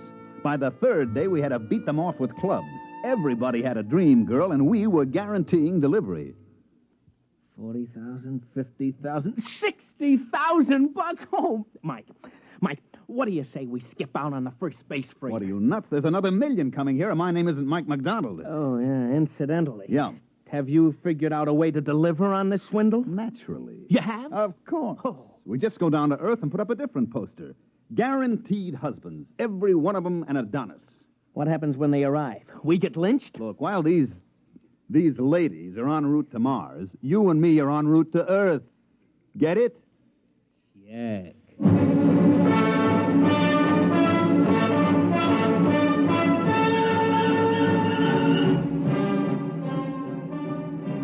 I radio phoned a friend of mine down on Earth and had him place an ad in the New York papers the next day, complete with a picture of a handsome Martian uranium miner and a caption that read, "Husbands are waiting on Mars."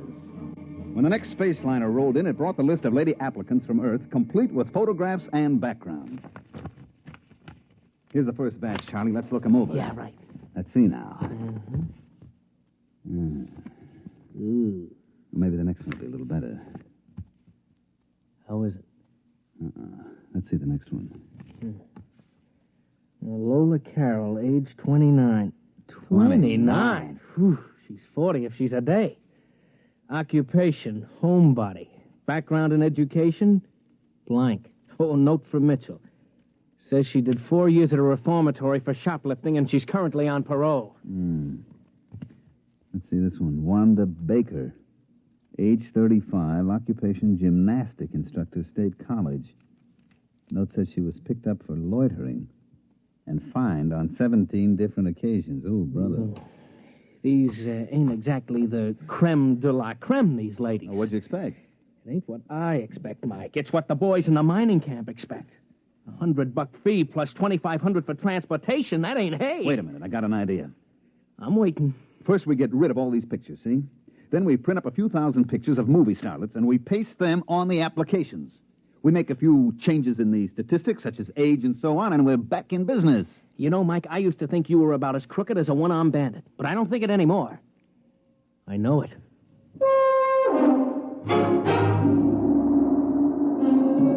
So we spent the next few nights pasting up pictures and changing age 38 to age 28 and so on. It was easy.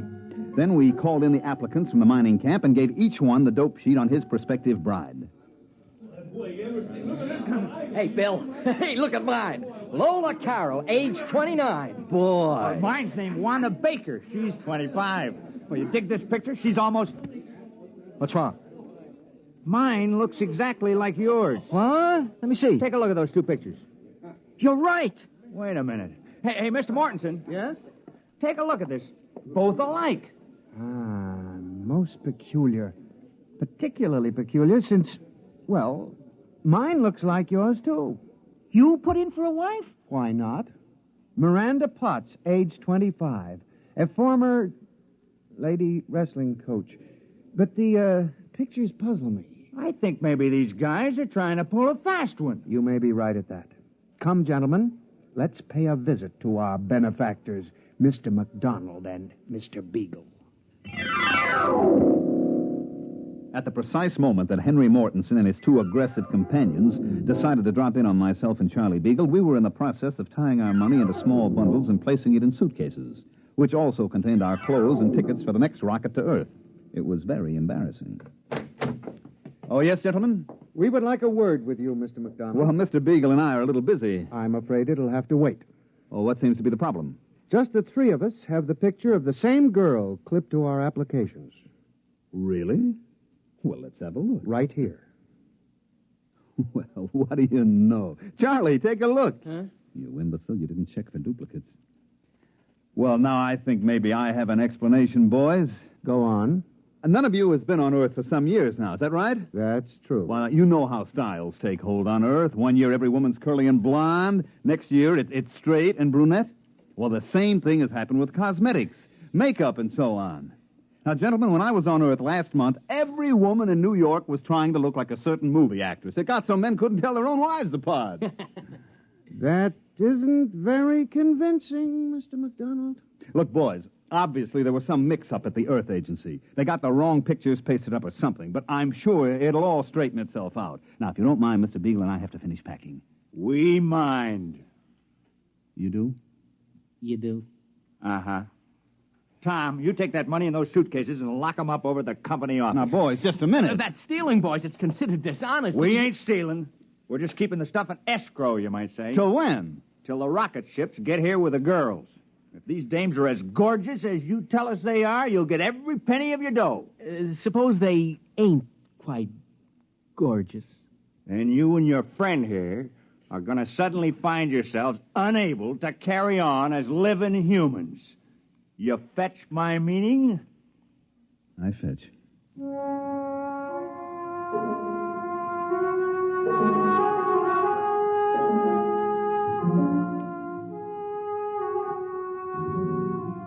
Well, this caused a small dilemma in me and my partner, Beagle. The problem was easy to state. We had sold these guys on the idea that they were engaged to be wedded to an assortment of lovely, desirable, attractive young girls from Earth. The contingent from Earth, on the other hand, was made up mainly of frustrated, lonely women and a goodly portion of female criminal types. The problem was how to convince these boys that they were not getting cheated. That's enough, Charlie. Now, the problem is how to convince everybody that he ain't getting cheated, right? Oh, you're a master of summing up a problem. Now how about solving it? Yes, give me some time. Look, the rocket fleet from Earth arrives here tomorrow morning at 9 o'clock. 20,000 very strong miners will be assembled at the rocket port waiting. True. So? Pour me a little more of that muggle juice. No. Muggle juice. We could get them all drunk on muggle juice, mass hypnotize them. I'm dreaming. So what do we do? I could make a speech, appeal to their better selves, say these poor, unfortunate women need love and affection, something they've never had. Uh-huh. How about makeup? Maybe we could hire a cosmetic man to make them up to look like the pictures. Sure. Or we could say that it's all a big mistake. We got the wrong shipment. Or we could kill ourselves. No need for that, Charlie. That's going to be done for us. Yeah, that's what I figure. Well, it's been a short life and a merry one. Drink up, Charlie. For tomorrow we die.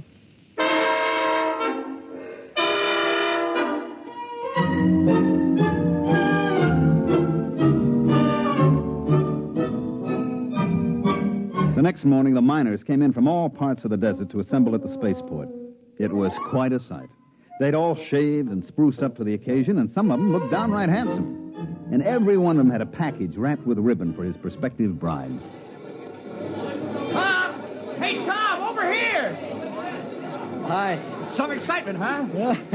I'm sweating like a schoolboy on his first date. Why, see, you got a present, too. Yeah, they were selling some of that cologne water. Hanley's number 4. Well, I got the same thing. Boy, this whole planet is going to smell like Hanley's number 4. Is my tie on straight? It's been 8 years since I tied a tie. That's pretty good. Boy, everybody is nervous as a cat. You know, I took a look at myself in the mirror this morning. It was quite an experience. I just stood there looking. And then I said to myself, Bill, you're a slob. You couldn't get a girl on Earth. And if you're lucky, maybe the one who's coming today won't go back on the first ship. I was thinking the same thing. You suppose they'll be as glamorous as those two crooks told us? You know what? I hope not. I just wouldn't feel right bringing a real cultured, glamorous creature to that tar paper shack over near mine number 6. I was thinking the same thing. Hey, there's Mortensen. Boy, he looks like he's going to the radiation chamber. Good morning, gentlemen. Hi. Well, it shouldn't be long now. We ought to sight the first ship any minute. Fellow down at number 3 mine was trying to get out of it. He was so sure his girl'd be disappointed. Well, maybe they won't expect so much. Oh, here he comes! Here he comes! Attention, all men waiting to receive wives. The Earth-Mars convoy, Operation Big Date, is approaching the landing area. Please stand behind the fire screen until the ships are all landed. And good luck.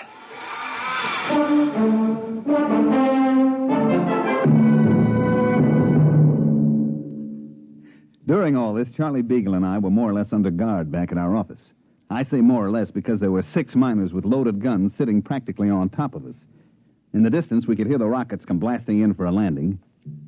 And then everything got very quiet. And we knew the girls were coming off the ships. What do you suppose is happening? Well, it's pretty quiet, Charlie. I guess the girls are coming off. Yeah, I don't hear no sounds of rejoicing. Now, just take it easy. You suppose they'll hang us or shoot us? Now, relax. Relax, he says, but... Oh, here comes a Jeep with Uncle Henry in it. Is he alone? Uh-huh. Well, so long, Charlie. Gentlemen? Now, look, Mr. Mortensen, this can all be explained. There was an error and the wrong girls got shipped. Don't try to explain it, McDonald. But you can't just kill us without even a trial. I mean, it isn't just. Who said anything about killing you? We're throwing a banquet tonight, and we want you and Mr. Beagle as guests of honor. As what? Guests of honor. You mean the girls were okay? Okay, they're lovely. The nicest thing about them, of course, is that they don't expect much. They seem to accept us with all our faults and all the shabbiness and ugliness of the life on Mars. There isn't a one of them who turned up her nose at the place. They seem thankful just to be here. And the guys, they all feel okay about it? Okay, they're like a bunch of kids. There isn't a one of them who wasn't scared breathless that he'd have some sophisticated glamour girl on his hands. No, sir. These are down-to-earth women who had it tough on Earth, and they figure to find some happiness here if it's humanly possible. Yeah, but how did the boys like the way they shape up? Charlie. I mean, there might be some that seemed a little older than the applications. You know how clerical errors can be made. Well, gentlemen, when you've been living on Mars for 15 years without having seen even a single Earth woman, you kind of lose the standards that Hollywood sets for us. As far as I and the other men are concerned, they're gorgeous.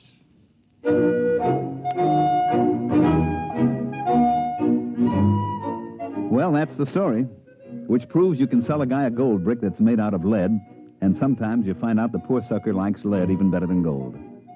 Charlie Beagle and myself made a small fortune on the deal, like I said before. I made a trip back to Mars last month just to satisfy my curiosity. And you know what? I never saw a happier bunch of people in all my life. Hey, by the way, Henry Mortensen and the lady wrestler are having a kid. They're going to call it Mike if it's a boy, and Michelle if it's a girl.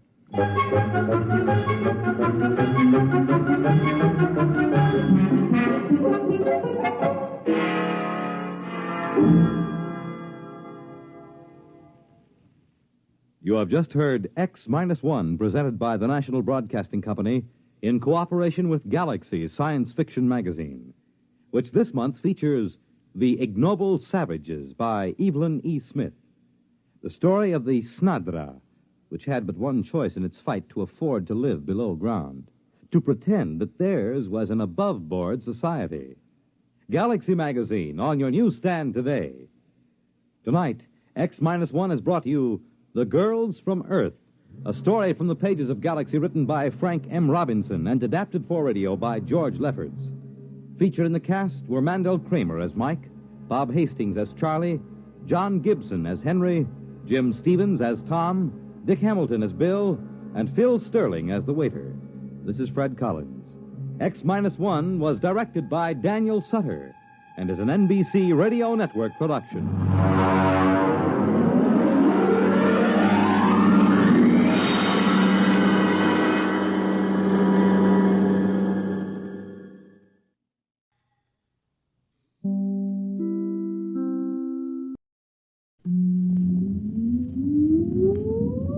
Countdown for blastoff. X-5, 4, 3, 2, X-1, fire.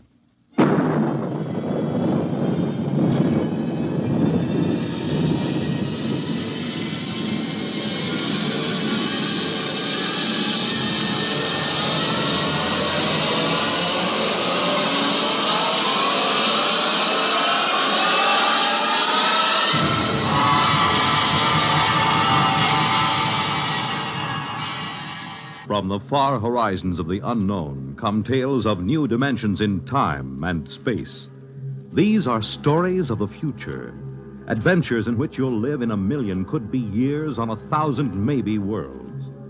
The National Broadcasting Company, in cooperation with Galaxy Science Fiction Magazine, presents X-1.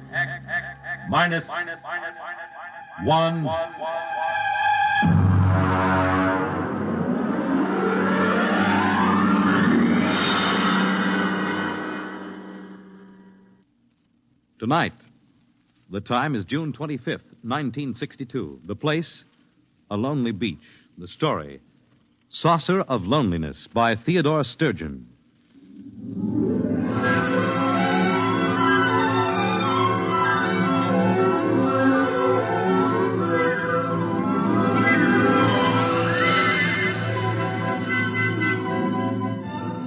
My name is Jason Beniades. I'm a newspaper reporter, 31 years old. I write poetry, but I don't show it to anybody because they might laugh. And the things I write about are very important to me. I was an only child. I never went with girls much because I'm too ugly and too sensitive, and they used to hurt me. I live alone. It isn't much fun. I'm not painting this picture of myself to get sympathy. I don't need it. But it's important that you should know the kind of person I am. Otherwise, you won't understand what I'm going to tell you. It happened tonight, the thing I'm going to tell you about. Tonight. The 25th of June, 1962. I was down on the beach.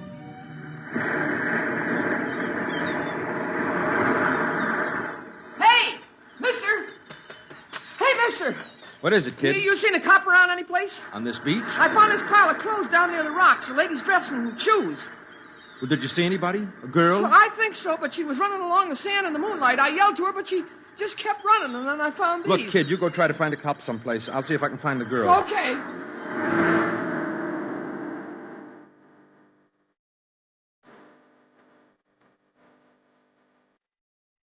I thought to myself, she's dead. I'll never find her now in this white flood of moonlight with the surf seething in over the pale sand. I ran and ran until my knees buckled and went down in the swirl of it. The sea on my lips, with the taste of tears, and the whole white night shouted and wept. And then I saw her, waist deep, walking into the surf. Stop! Stop it! Come back! Come on, come on. Let go. Let me go. Don't do it. Please don't. Leave me alone. Leave me alone. I'm going to have to hit you. Forgive me.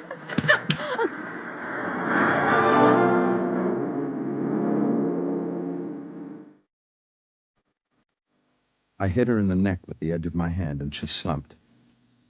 I brought her ashore and carried her to where a dune was between us and the water. Then I rubbed her wrists. She had a pale, beautiful face with ancient, bottomless blue eyes. She opened them and looked at me after a moment. It's all right. Here, put my coat over you. Why couldn't you leave me alone? I couldn't. Why? Because it's important to me. I suppose you want to know why I did it. If I told you I understand, would you believe me? How could you understand? Maybe I know what it means to be lonely. That's it, isn't it? I don't know. I'm so terribly tired. Put your head against my arm and just stay. Don't be afraid. I've been looking for you for a long time. Looking for me? All my life. How did you know? I don't believe you. It's true. I found your message. Oh. So you see, there's nothing to be afraid of. Not anymore. Just rest. The moonlight is terribly white. Yes. I'd like to rest for a while.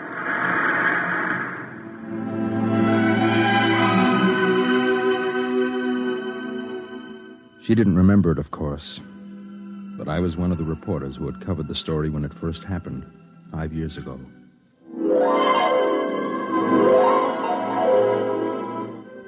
I'll never forget that day.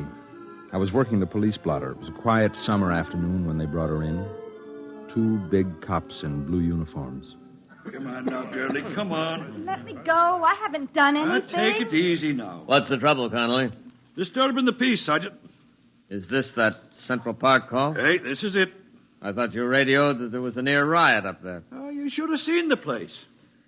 All right, give me the report. Well, me and Bennett got up there, and there was a mob of people all surrounding this girl, see? So we bust through, and there in the middle of maybe 600 people, she's lying there, sort of in a faint. I asked a couple of people what the difficulty was, and they tell me it's the flying saucer. The what? The flying saucer. What flying saucer? Let me finish, Sergeant. What flying saucer, I ask. And then they says that this girl was standing on the green, and suddenly the saucer comes down and starts whirring over her head like a halo. What is this, miss? A gag? It happened. It did, eh? Well, now suppose you tell me your version. I was standing in the park, and I looked up, and there it was. Describe it. It was beautiful. It was golden with a dusty finish, like an unripe Concord grape. It made a faint sound, a chord of 2 tones. And it circled over my head like some great round hummingbird. Go on. Well, other people must have seen it because they were all looking at me and pointing. I saw one man cross himself.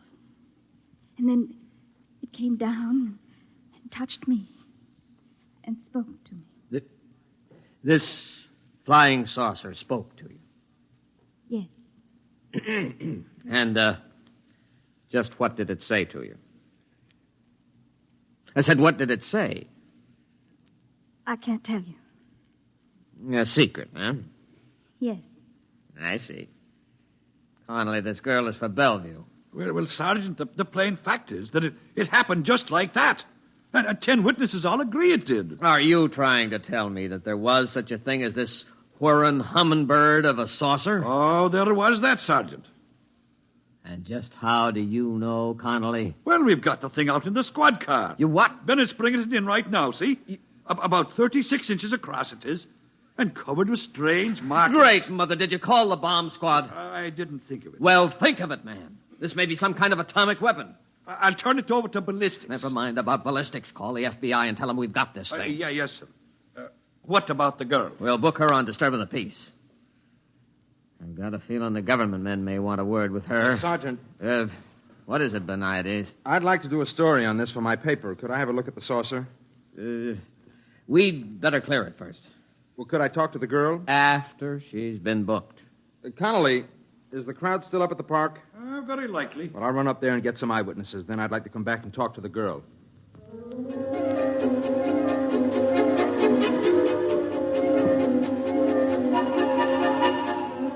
Up at the park, they were still buzzing about it. Some said she was a communist agitator. Some said it was a flying saucer from Mars, and she had stepped out of it. Others said she was a saint, and it was her halo. I took some notes, phoned the paper, and went back downtown to talk to her. But there were a couple of agents with her, and they wouldn't let me in. Now then, miss, you told the sergeant this saucer spoke to you. Is that correct? Yes? Did it speak to you in English? I don't know. You did understand it, though. Yes. Do you speak any other languages? No. Tell me, what message did you receive from this instrument? Wasn't anything, really. Suppose you tell me. I'd rather not. Miss, let me be very frank. I'm not a policeman. I'm a security agent. That means that I deal with problems that affect the security of our country. Do you understand? Yes. Now, we've examined this flying saucer enough to know that it is not of American manufacture. It also possesses an extremely high radioactive count. Now, that means that it was made in an area where radioactive materials are in great abundance, such as an area where atom bombs are made. That's why we want to know the message you received from the saucer. There was no message. You just made it up. Yes. I'm afraid you're lying. Suppose we have some soldiers bring the saucer in here and hold it over your head. Would you object? I don't care what you do. All right, boys, bring it in. Now, when I tell the men to hold it over your head, you try to recall what it said. I don't know what it said. Lift it up, boys. Hold it right over her head. All right.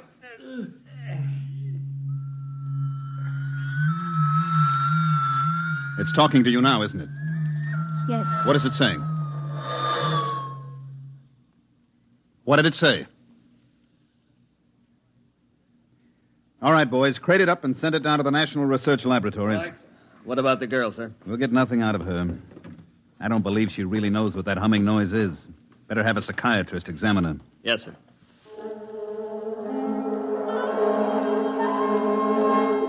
They took her to the city hospital, and she had a room to herself. Whenever the door opened, she could see the policeman outside. The door opened quite often. There were a lot of important people, some in army uniforms, who came up from Washington just to see her and talk to her.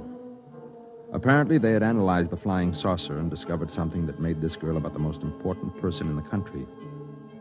I used to stand outside, and I could identify the heads of certain security agencies, but nobody would answer the questions that the reporters shot at them.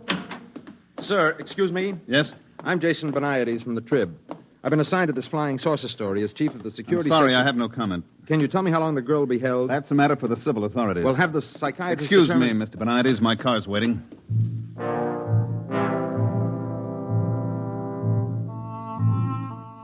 A few days later, she was released from the hospital and returned to the court to be tried on the disorderly conduct charge. They found her guilty and fined her $15 and turned her loose. When she walked out of the courtroom, she was handed a subpoena to appear before a congressional committee in private session. She answered all their questions except one. My paper sent me over to cover the hearings. Now, young lady, I want to remind you that I'm a senator of the United States and empowered by the people of this country to ask questions relating to matters of security. You understand? Yes? Your name is Janet Boyce, is it not? I told you that. Now, at an earlier session, you testified that as a young girl, you were a member of a certain organization in your neighborhood. Would you name it? The Rinky Dinks. Who comprised the Rinky Dinks, Miss Boyce? It was just a bunch of girls who got together to play field hockey and listen to recordings. Any particular recordings? Mostly Eddie Fisher. I see. Now, this flying saucer, you said it talked to you. You did say that, didn't you? Yes. And then you denied it. Yes. Why?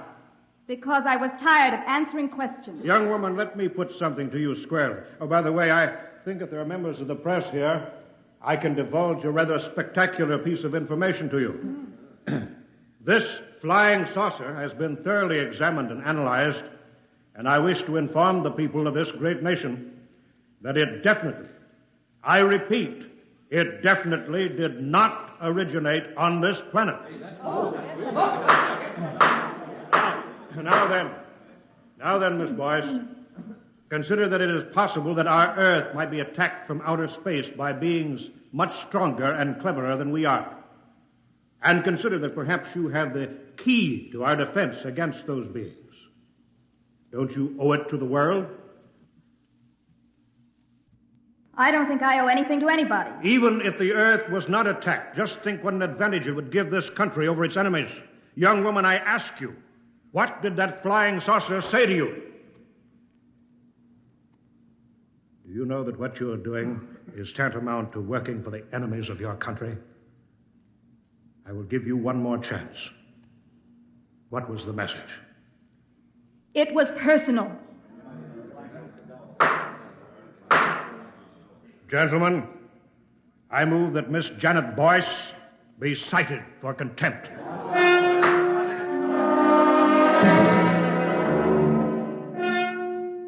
The furor was fantastic. The chief of security blasted the senator for divulging secret information about the origin of the flying saucer, and the senator said the people had a right to know, and besides, he was just guessing anyway, and happened to guess right.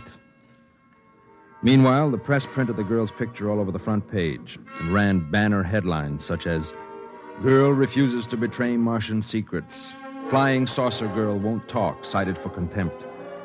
The contempt trial was equally spectacular. She didn't plead any amendment or anything. She just said the saucer was talking to her, and it was nobody else's business. She was convicted and sentenced to 5 years in prison. Boniades. Yes, Chief. For the Sunday supplement? What do you think? There's anything in it? Okay, whatever you say.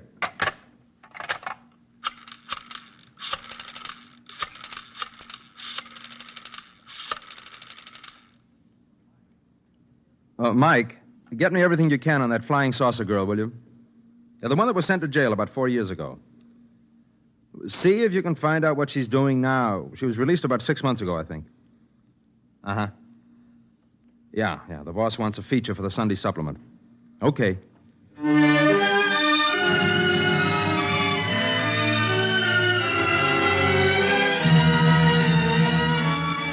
I found out she had gotten a job cleaning at night in offices and stores down near the beachfront. There weren't many to clean, but that meant there weren't many people to remember her face from the newspapers. I tracked her down and caught up with her in a one-armed coffee joint about 4 a.m. Excuse me, miss. Do you mind if I sit here? No. Nice night, isn't it? Moonlight and everything. Which are you?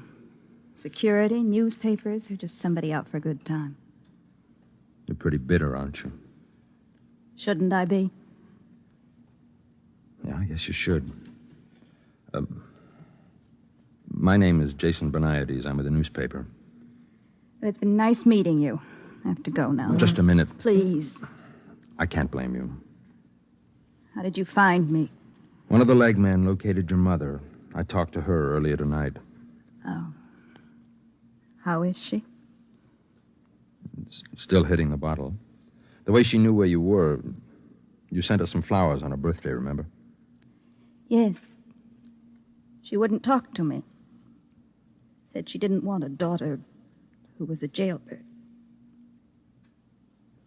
Tell me how it's been. So you can write about it? I promise you I won't write anything you don't want me to write. Okay. You want to know how it's been? Right after I got out of jail, I met a man at a restaurant. Nice man. He asked me for a date. I spent every cent I had on a red handbag to go with my red shoes. They weren't the same shade, but anyway, they were both red. And I was very excited about the date. We went to a movie. Afterward, he didn't even try to kiss me or anything. He just wanted to know what the flying saucer had told me. He didn't say anything. I just went home and cried all night. And that was it? No. I had another date. I get pretty lonely. This time they arrested the man I was with. He was a Russian agent. On Christmas Eve, 4 men called me up and sang me a song. Would you like to hear the words? No, it doesn't They matter. go, "The flying saucer came down one day and taught her a brand new way to play, and what it was she will not say, but she takes me out of this world." I'm sorry. Now will you go away and leave me alone? Yes. Aren't you going to ask me the big question? No. Everybody does. Yeah, well, not me. You will, sooner or later. Maybe. Look, can I take you home? No. Can I see you again? Please. I don't know. I'm afraid to let myself like anyone. Trust me, will you? I'm not sure. Maybe. Maybe. I'll wait here for you tomorrow night. All right.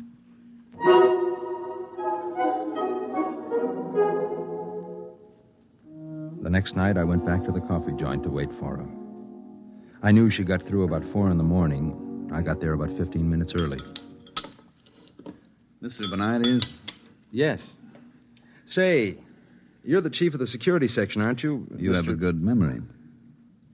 You mind if I sit down? Well, I'm expecting someone. Yes, I know.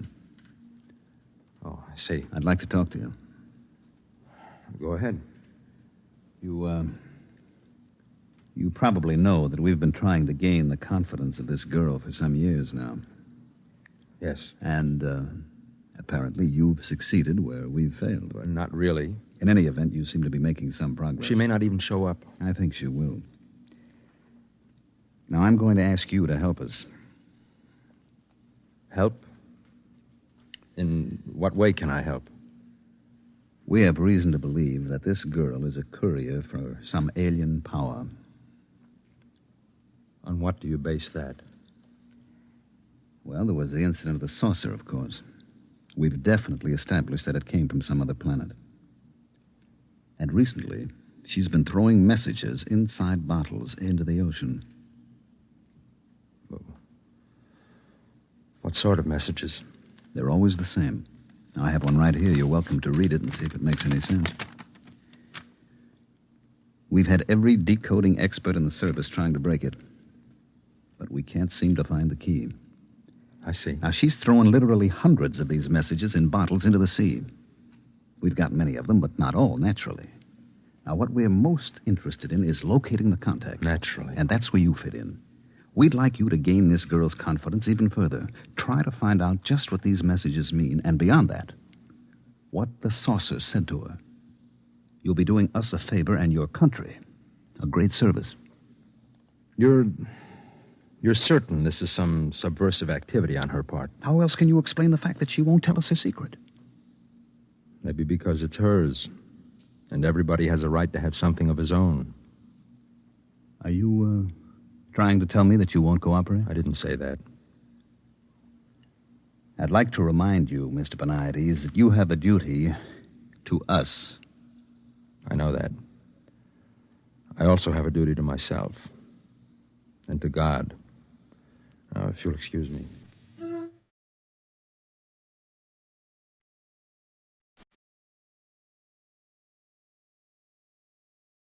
I folded the bottle message and put it in my pocket. I waited for her to show up. The minutes went by, and the hours, and I knew she wasn't coming. Or she had come and seen me with the chief and changed her mind. That's when I left the cafe and walked down to the beach. That's when I dragged her out of the surf before she could follow one of her bottles into the water. How do you feel now? Are you cold? Why should you care? I do. Is that why you were sitting with the security chief in the cafe? I didn't arrange that meeting.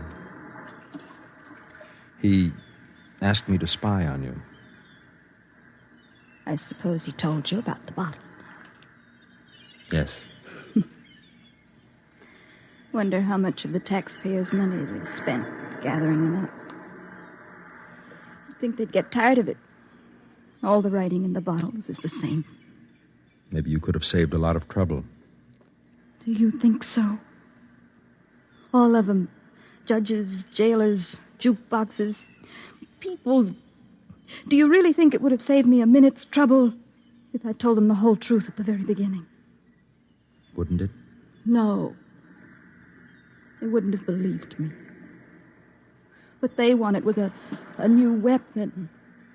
Some super scientific super science from some alien super race. Science. That's all they think of. No, it's pretty important. Would it ever have occurred to them that this super race from another planet might have super feelings? Or super longings? Or super loneliness? No. All they think about is weapons. Isn't it time you asked me what the saucer said? No. They all asked me. I don't have to ask you. I know. You know? Let me read it to you.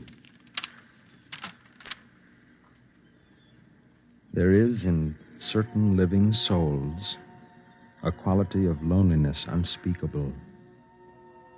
So great it must be shared as company is shared by lesser beings. Such a loneliness is mine. So know by this that in immensity there is one lonelier than you. How did you know? It's the message you put in the bottles. The same message that some lonely, strange being in some other world put into a bottle, only his bottle was a flying saucer and sent across space to you. You knew. I'm lonely too. Look at me. I've never had the love of a woman. They think I'm pretty ugly. You're not ugly. No. I don't feel ugly right now. Say it again. The message from the saucer. Know by this that in immensity there is one lonelier than you. I wonder if whoever first wrote it has found someone. I think perhaps he has.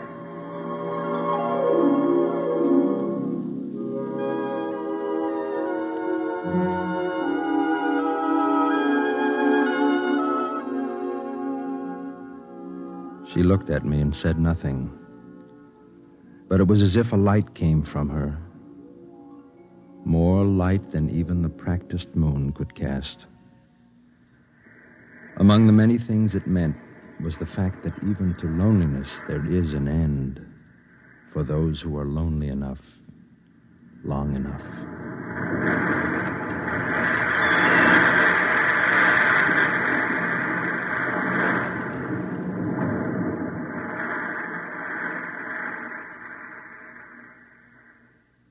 You have just heard X-1, presented by the National Broadcasting Company in cooperation with Galaxy Science Fiction Magazine, which this month features I Am a Nucleus by Stephen Barr, the story of a man who felt he was hexed because his comfortably untidy world had suddenly turned into a monstrosity of order. Galaxy Magazine, on your newsstand today. Tonight, by transcription, X-1 has brought you Saucer of Loneliness, a story from the pages of Galaxy written by Theodore Sturgeon and adapted for radio by George Lefferts. Featured in the cast were Elaine Rost as Janet, Nat Polan as Jason, William Keane as the sergeant, Jock McGregor as the cop, Mandel Kramer as the chief, and Wendell Holmes as the senator. This is Fred Collins. X-1 was directed by Fred Way and is an NBC Radio Network production.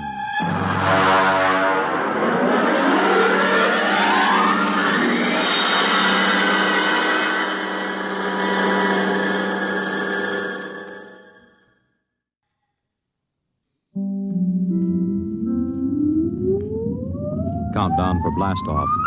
X-5, 4, 3, 2, X-1, fire.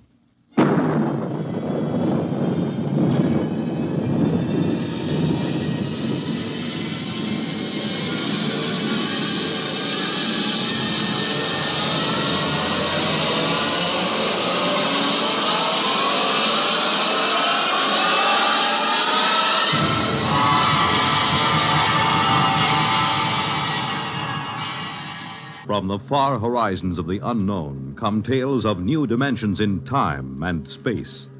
These are stories of the future, adventures in which you'll live in a million, could be years, on 1,000 maybe worlds. The National Broadcasting Company, in cooperation with Galaxy Science Fiction Magazine, presents X minus 1.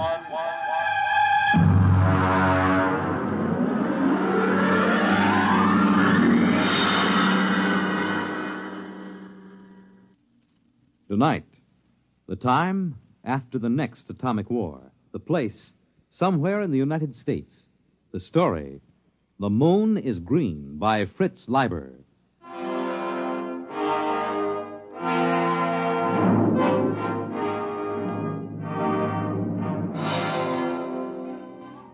The moon was green. Green as emeralds, green as leaves, green as grass. I reached my arms toward it and let it bathe me. I closed my eyes and let it kiss me. Effie! Effie, where are you? Oh, dear Lord, he mustn't see it. It's so beautiful, and he always kills beauty. Effie! In the bedroom, Hank. I've got to close the shutters before he comes. Mustn't. Effie! What the devil are you doing? Close those shutters, you fool! Come away from there. You're trying to destroy yourself and me, too. You know those shutters are not safe to open for another 5 years. I only wanted to look at the moon. The moon? Here, count yourself for radiation. You know what the Central Committee would do to you for breaking the lead shield? Kill me. I wouldn't mind. Don't talk like that. Would it be so different from being shut up in a lead coffin the way we are now? Would it be worse than the eternal thud of the air conditioners and the radiation filters? Be still and count yourself. Good Lord. We're past the danger zone. Oh, wait a minute. Did you take off your watch? No. Well, give it to me. You fool. You little fool. What am I going to do with you? Can't you understand what kind of a world you're living in? Can't you?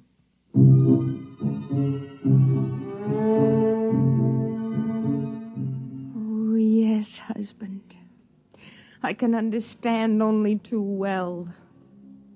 It's the world that can't seem to understand.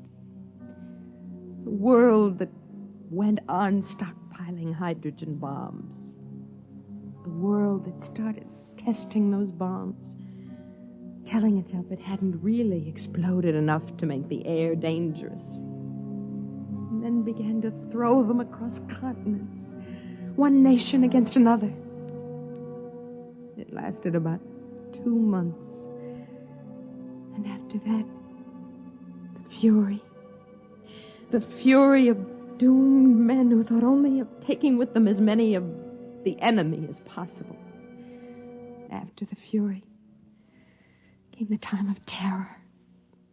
Men and women with death sifting into their bones and through their nostrils, fighting for bare survival under a dust-hazed sky that played fantastic tricks with the light of the sun and the green light of the moon.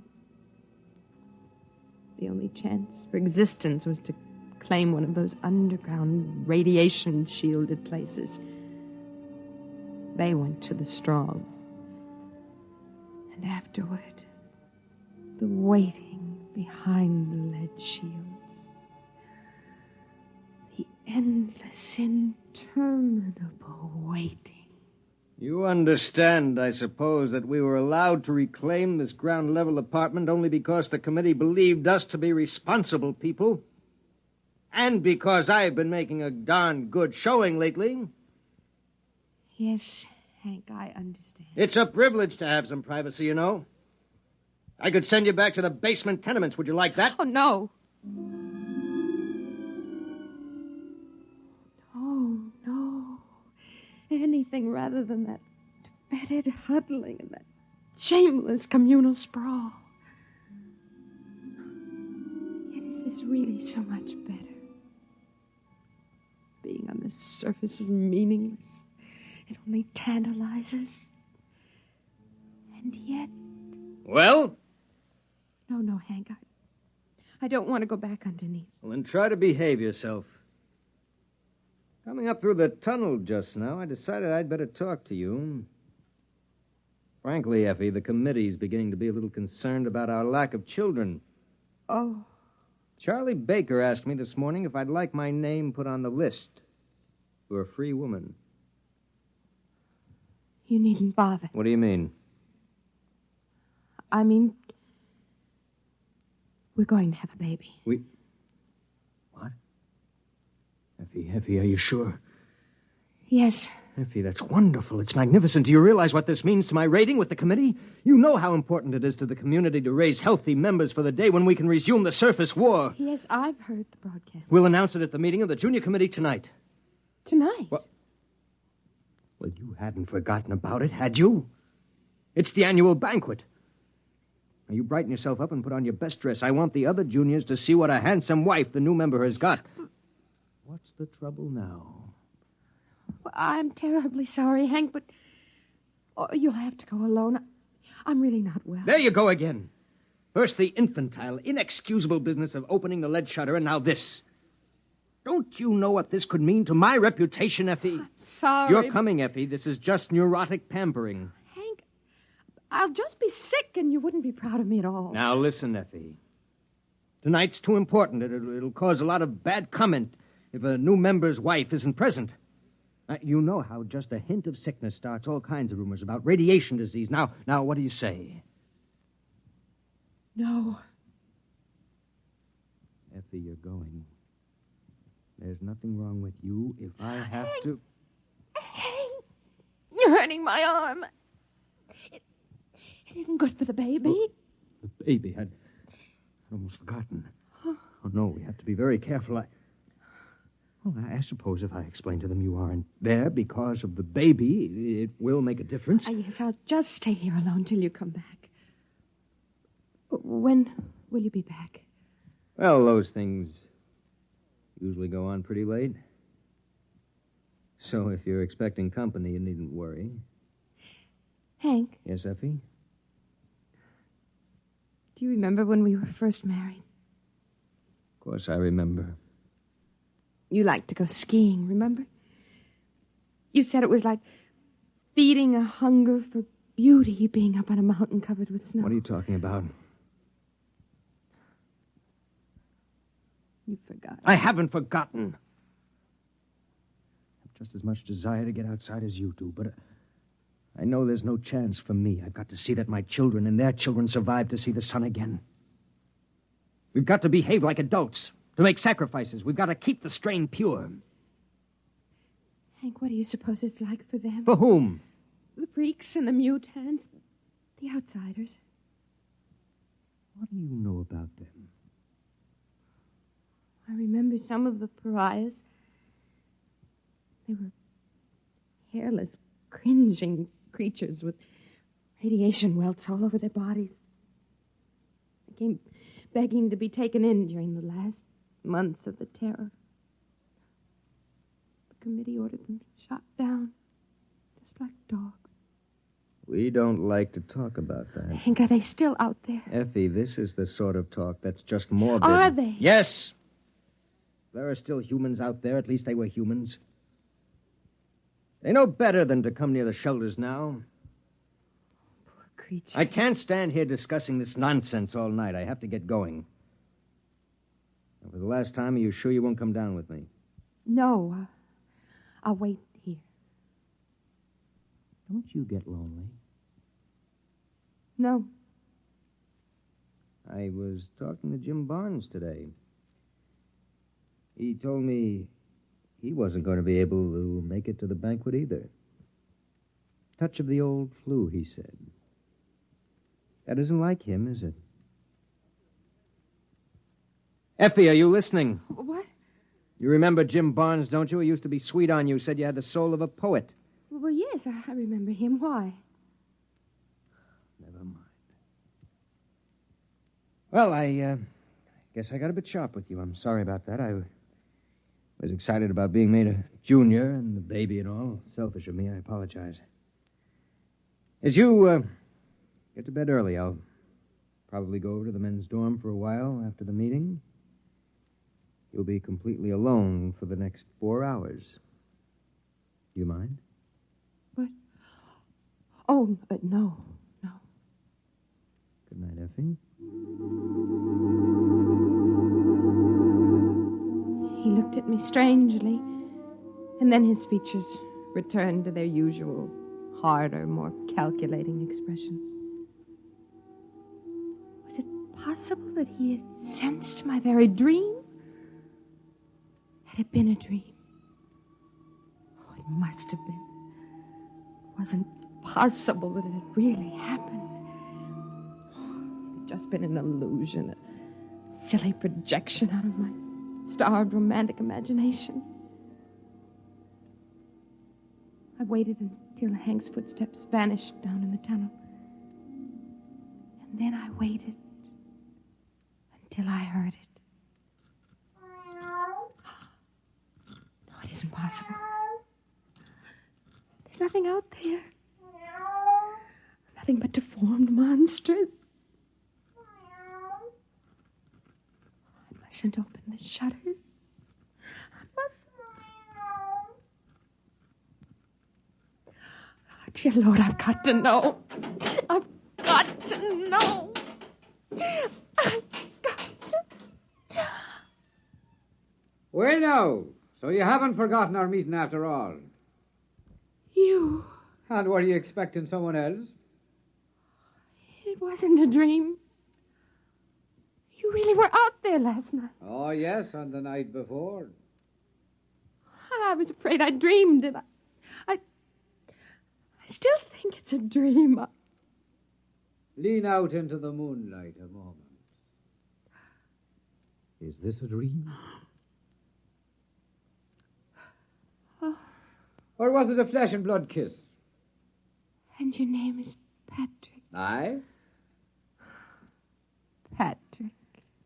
Well, now, did you open the window to find God's own breath, the fresh evening air, or did you open it to invite me in? Oh, of course. Come in. Come in. Come, Joe Lewis. Here, now, let me help you. Being a cat with 12 toes on each foot and ears like boxing gloves is a bit cumbersome. I have to help him a bit, you see. Come on now, laddie. There, now. Is your husband about? No, he won't be home for a while. Well, still, I'd better close the shop. Oh, no. Leave them open. The radiation? I don't care. I want to see the moonlight. Aye. Would you have a bit of food? Joe Lewis and I are starved for a bite to eat. Oh, yes. Yes, I'll get it. Oh, Effie. Yes. Oh, but you're a fair creature. Thank you.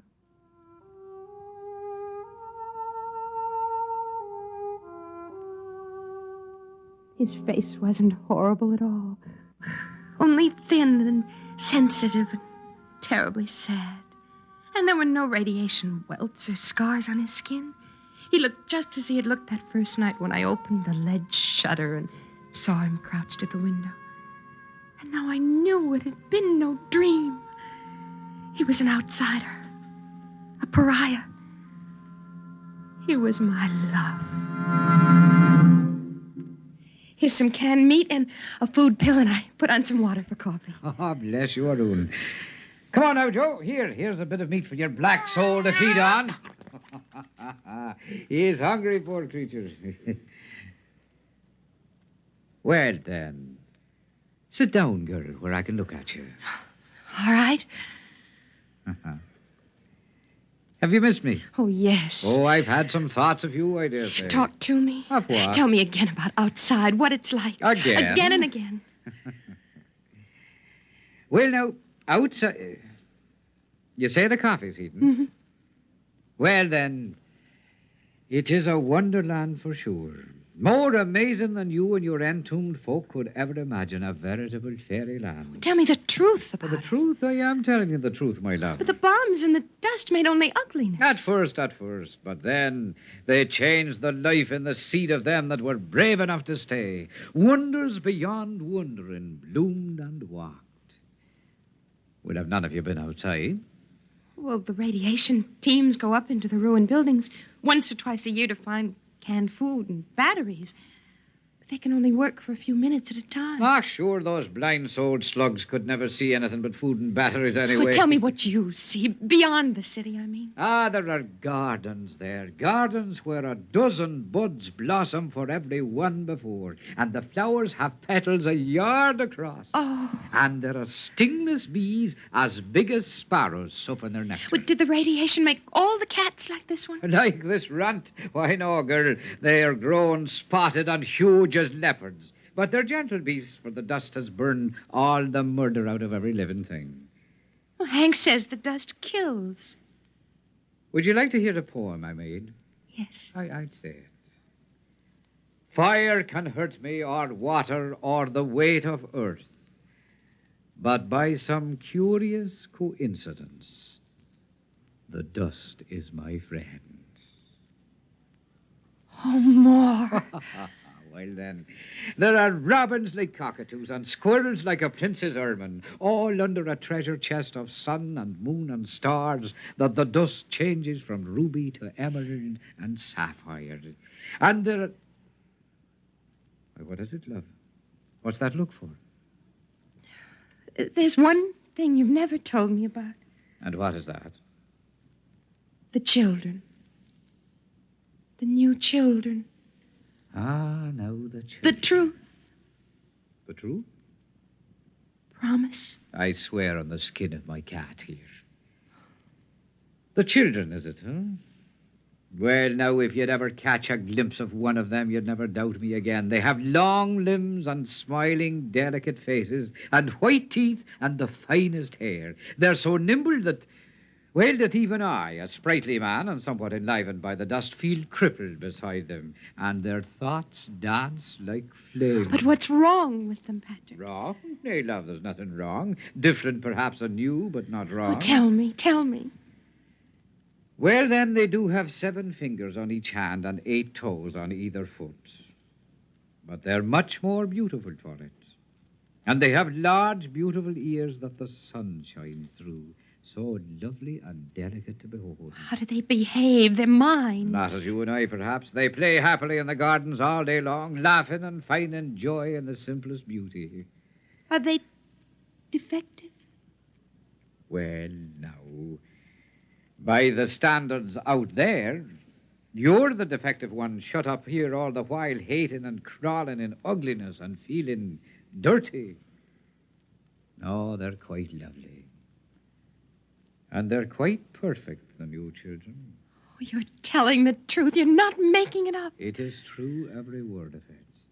Oh, I'll admit you have to look a bit hard to find these things I've been telling you. But find them you may. Do you believe me? Oh, yes. Yes, I believe you. But I'm afraid. Give me your hand. Here. Now listen to me. You must not be afraid to do as your heart tells you. That's why I'm here. Oh, Patrick. Patrick. Don't either of you move. Oh, Hank, Stay there, I'll blast both of you. Hank, but... Carrying on like this, and not even with a man of the community, with an outcast, a pariah. No, man, I know what you're thinking, but you're wrong. I just happened to be coming by, hungry, a lonely tramp, and I knocked at the shutter, and your wife was a bit foolish and let her kind heart get the best of it. Do you think you can sell me that? Hank, please. So you're going to have a child, my dear. My child? Yes, your child. I should pull this trigger right now. I should shoot him down in cold blood. Man, you're mad. I never touched your wife. You contaminated pariah. You're going to die. Don't you know that? Hank, if you kill him, you kill the bringer of the best news we've ever had. Oh, Hank, put aside your jealousy for just a minute and listen to me. Patrick has something wonderful to tell us, all of us. What do you mean? I mean that we need no longer fear the dust. Oh, Hank, remember how it was with me. All the exposure I had, and yet there are no burns. Hank, those who were brave enough to stay outside have adapted. They've become a beautiful people. Did he tell you that? Everything that grew or moved was purified. He filled you with lies so he could take you. No, it's true. The radioactivity is almost gone, burned out. Effie, I've been out there. It's horrid. No. You've been blinded. Blinded to beauty. Blinded to living. Good Lord, you believe it? It's true. It must be true. Look at Patrick. He's living proof. He's been outside for a year and there isn't a mark on him, not a scar. It's because he's brave. And the dust can't hurt the brave. Oh, you think that's it, huh? All right, Effie, I'm going to prove something to you. You, Patrick, take this radiation counter. Take it. Very well. Press the button and count yourself. Go on. As you say. Read it. Read it! 1,700. Yeah, you hear that, Effie? 1,700 radioactives, enough to kill 1,000 men. He's like raw radium. If you turn out the light, he'll glow green in the dark. A week's exposure to him will destroy you. What are you proving, Hank? That he's a freak. A freak! Get away from him. He's destroying you right now. May I shut this thing off now? Patrick, is it true? Yes, I'm afraid 'tis true. Oh, you do well to cringe, both of you. I'm living death. I'm death itself. As your husband so wisely said, I'm a freak. Just like the man who ate nails and walked on fire. Only my oddity is that for some unknown reason, the dust can't harm me. I'm the only one. Step right up, ladies and gentlemen. Not too close now. And examine the man who couldn't die. And now, if you don't mind, I'll go back to my dead world and leave you to yours. Wait. All of those beautiful things. It gets so lonely out there. And I was starved for beauty. And so were you. There's no garden out there. Garden. Listen to me, the both of you. What is out there is more terrible than either of you can imagine. You're worse than Hank, even. He only killed beauty once. But you brought it to life so you could kill it again. You're afraid. Afraid of the loneliness out there.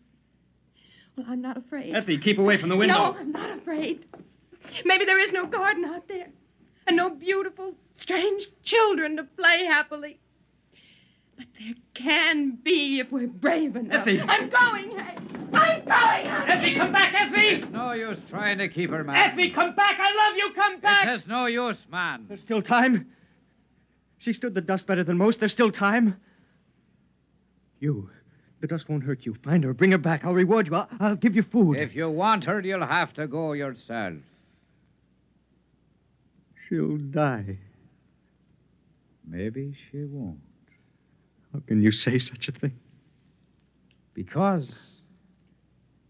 perhaps she's like me. Aye. Perhaps the two of us together could be the first of a race that'll live in sunlight again. Get against the wall where I can kill you easier. Why would you kill me? Is killing all the answer you have to life's riddles? Is the smell of blood better than compassion? Is it more joy to own her than to be loved by her? Move! Man, you'll not kill me. Shall I tell you why? Because my flesh will not die. I live 1,000 years. Not your brain, Patrick. And that's where this gun is aimed. Well, then you leave me no choice. You get it! Call him up! My arm! No! Stop! Well, then I have your weapon now. Out there, you see, we freaks have learned to live together and to cooperate. It's the only way we can stay alive. Oh, I'll give Effie your love. Come on, Joe. Oh, you'd better close the shutters as soon as we're gone. The moon is beautiful, but it's deadly.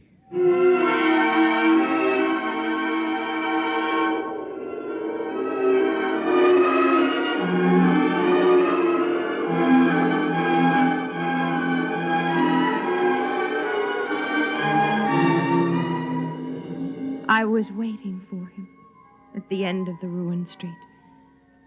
When we looked back, we saw Hank closing the lead shutters on himself. We were alone in the world. Above us, the moon was green. I bent and picked up a handful of the dust and let it trickle through my fingers. And I remembered the words of Patrick's poem. Fire can hurt me, or water, or the weight of the earth. But by some strange coincidence, the dust is my friend.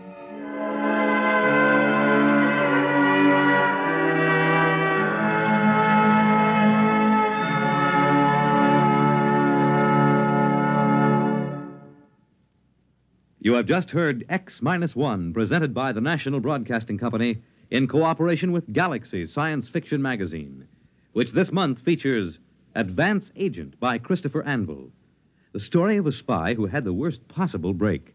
The disguise he had assumed was that of a famous man.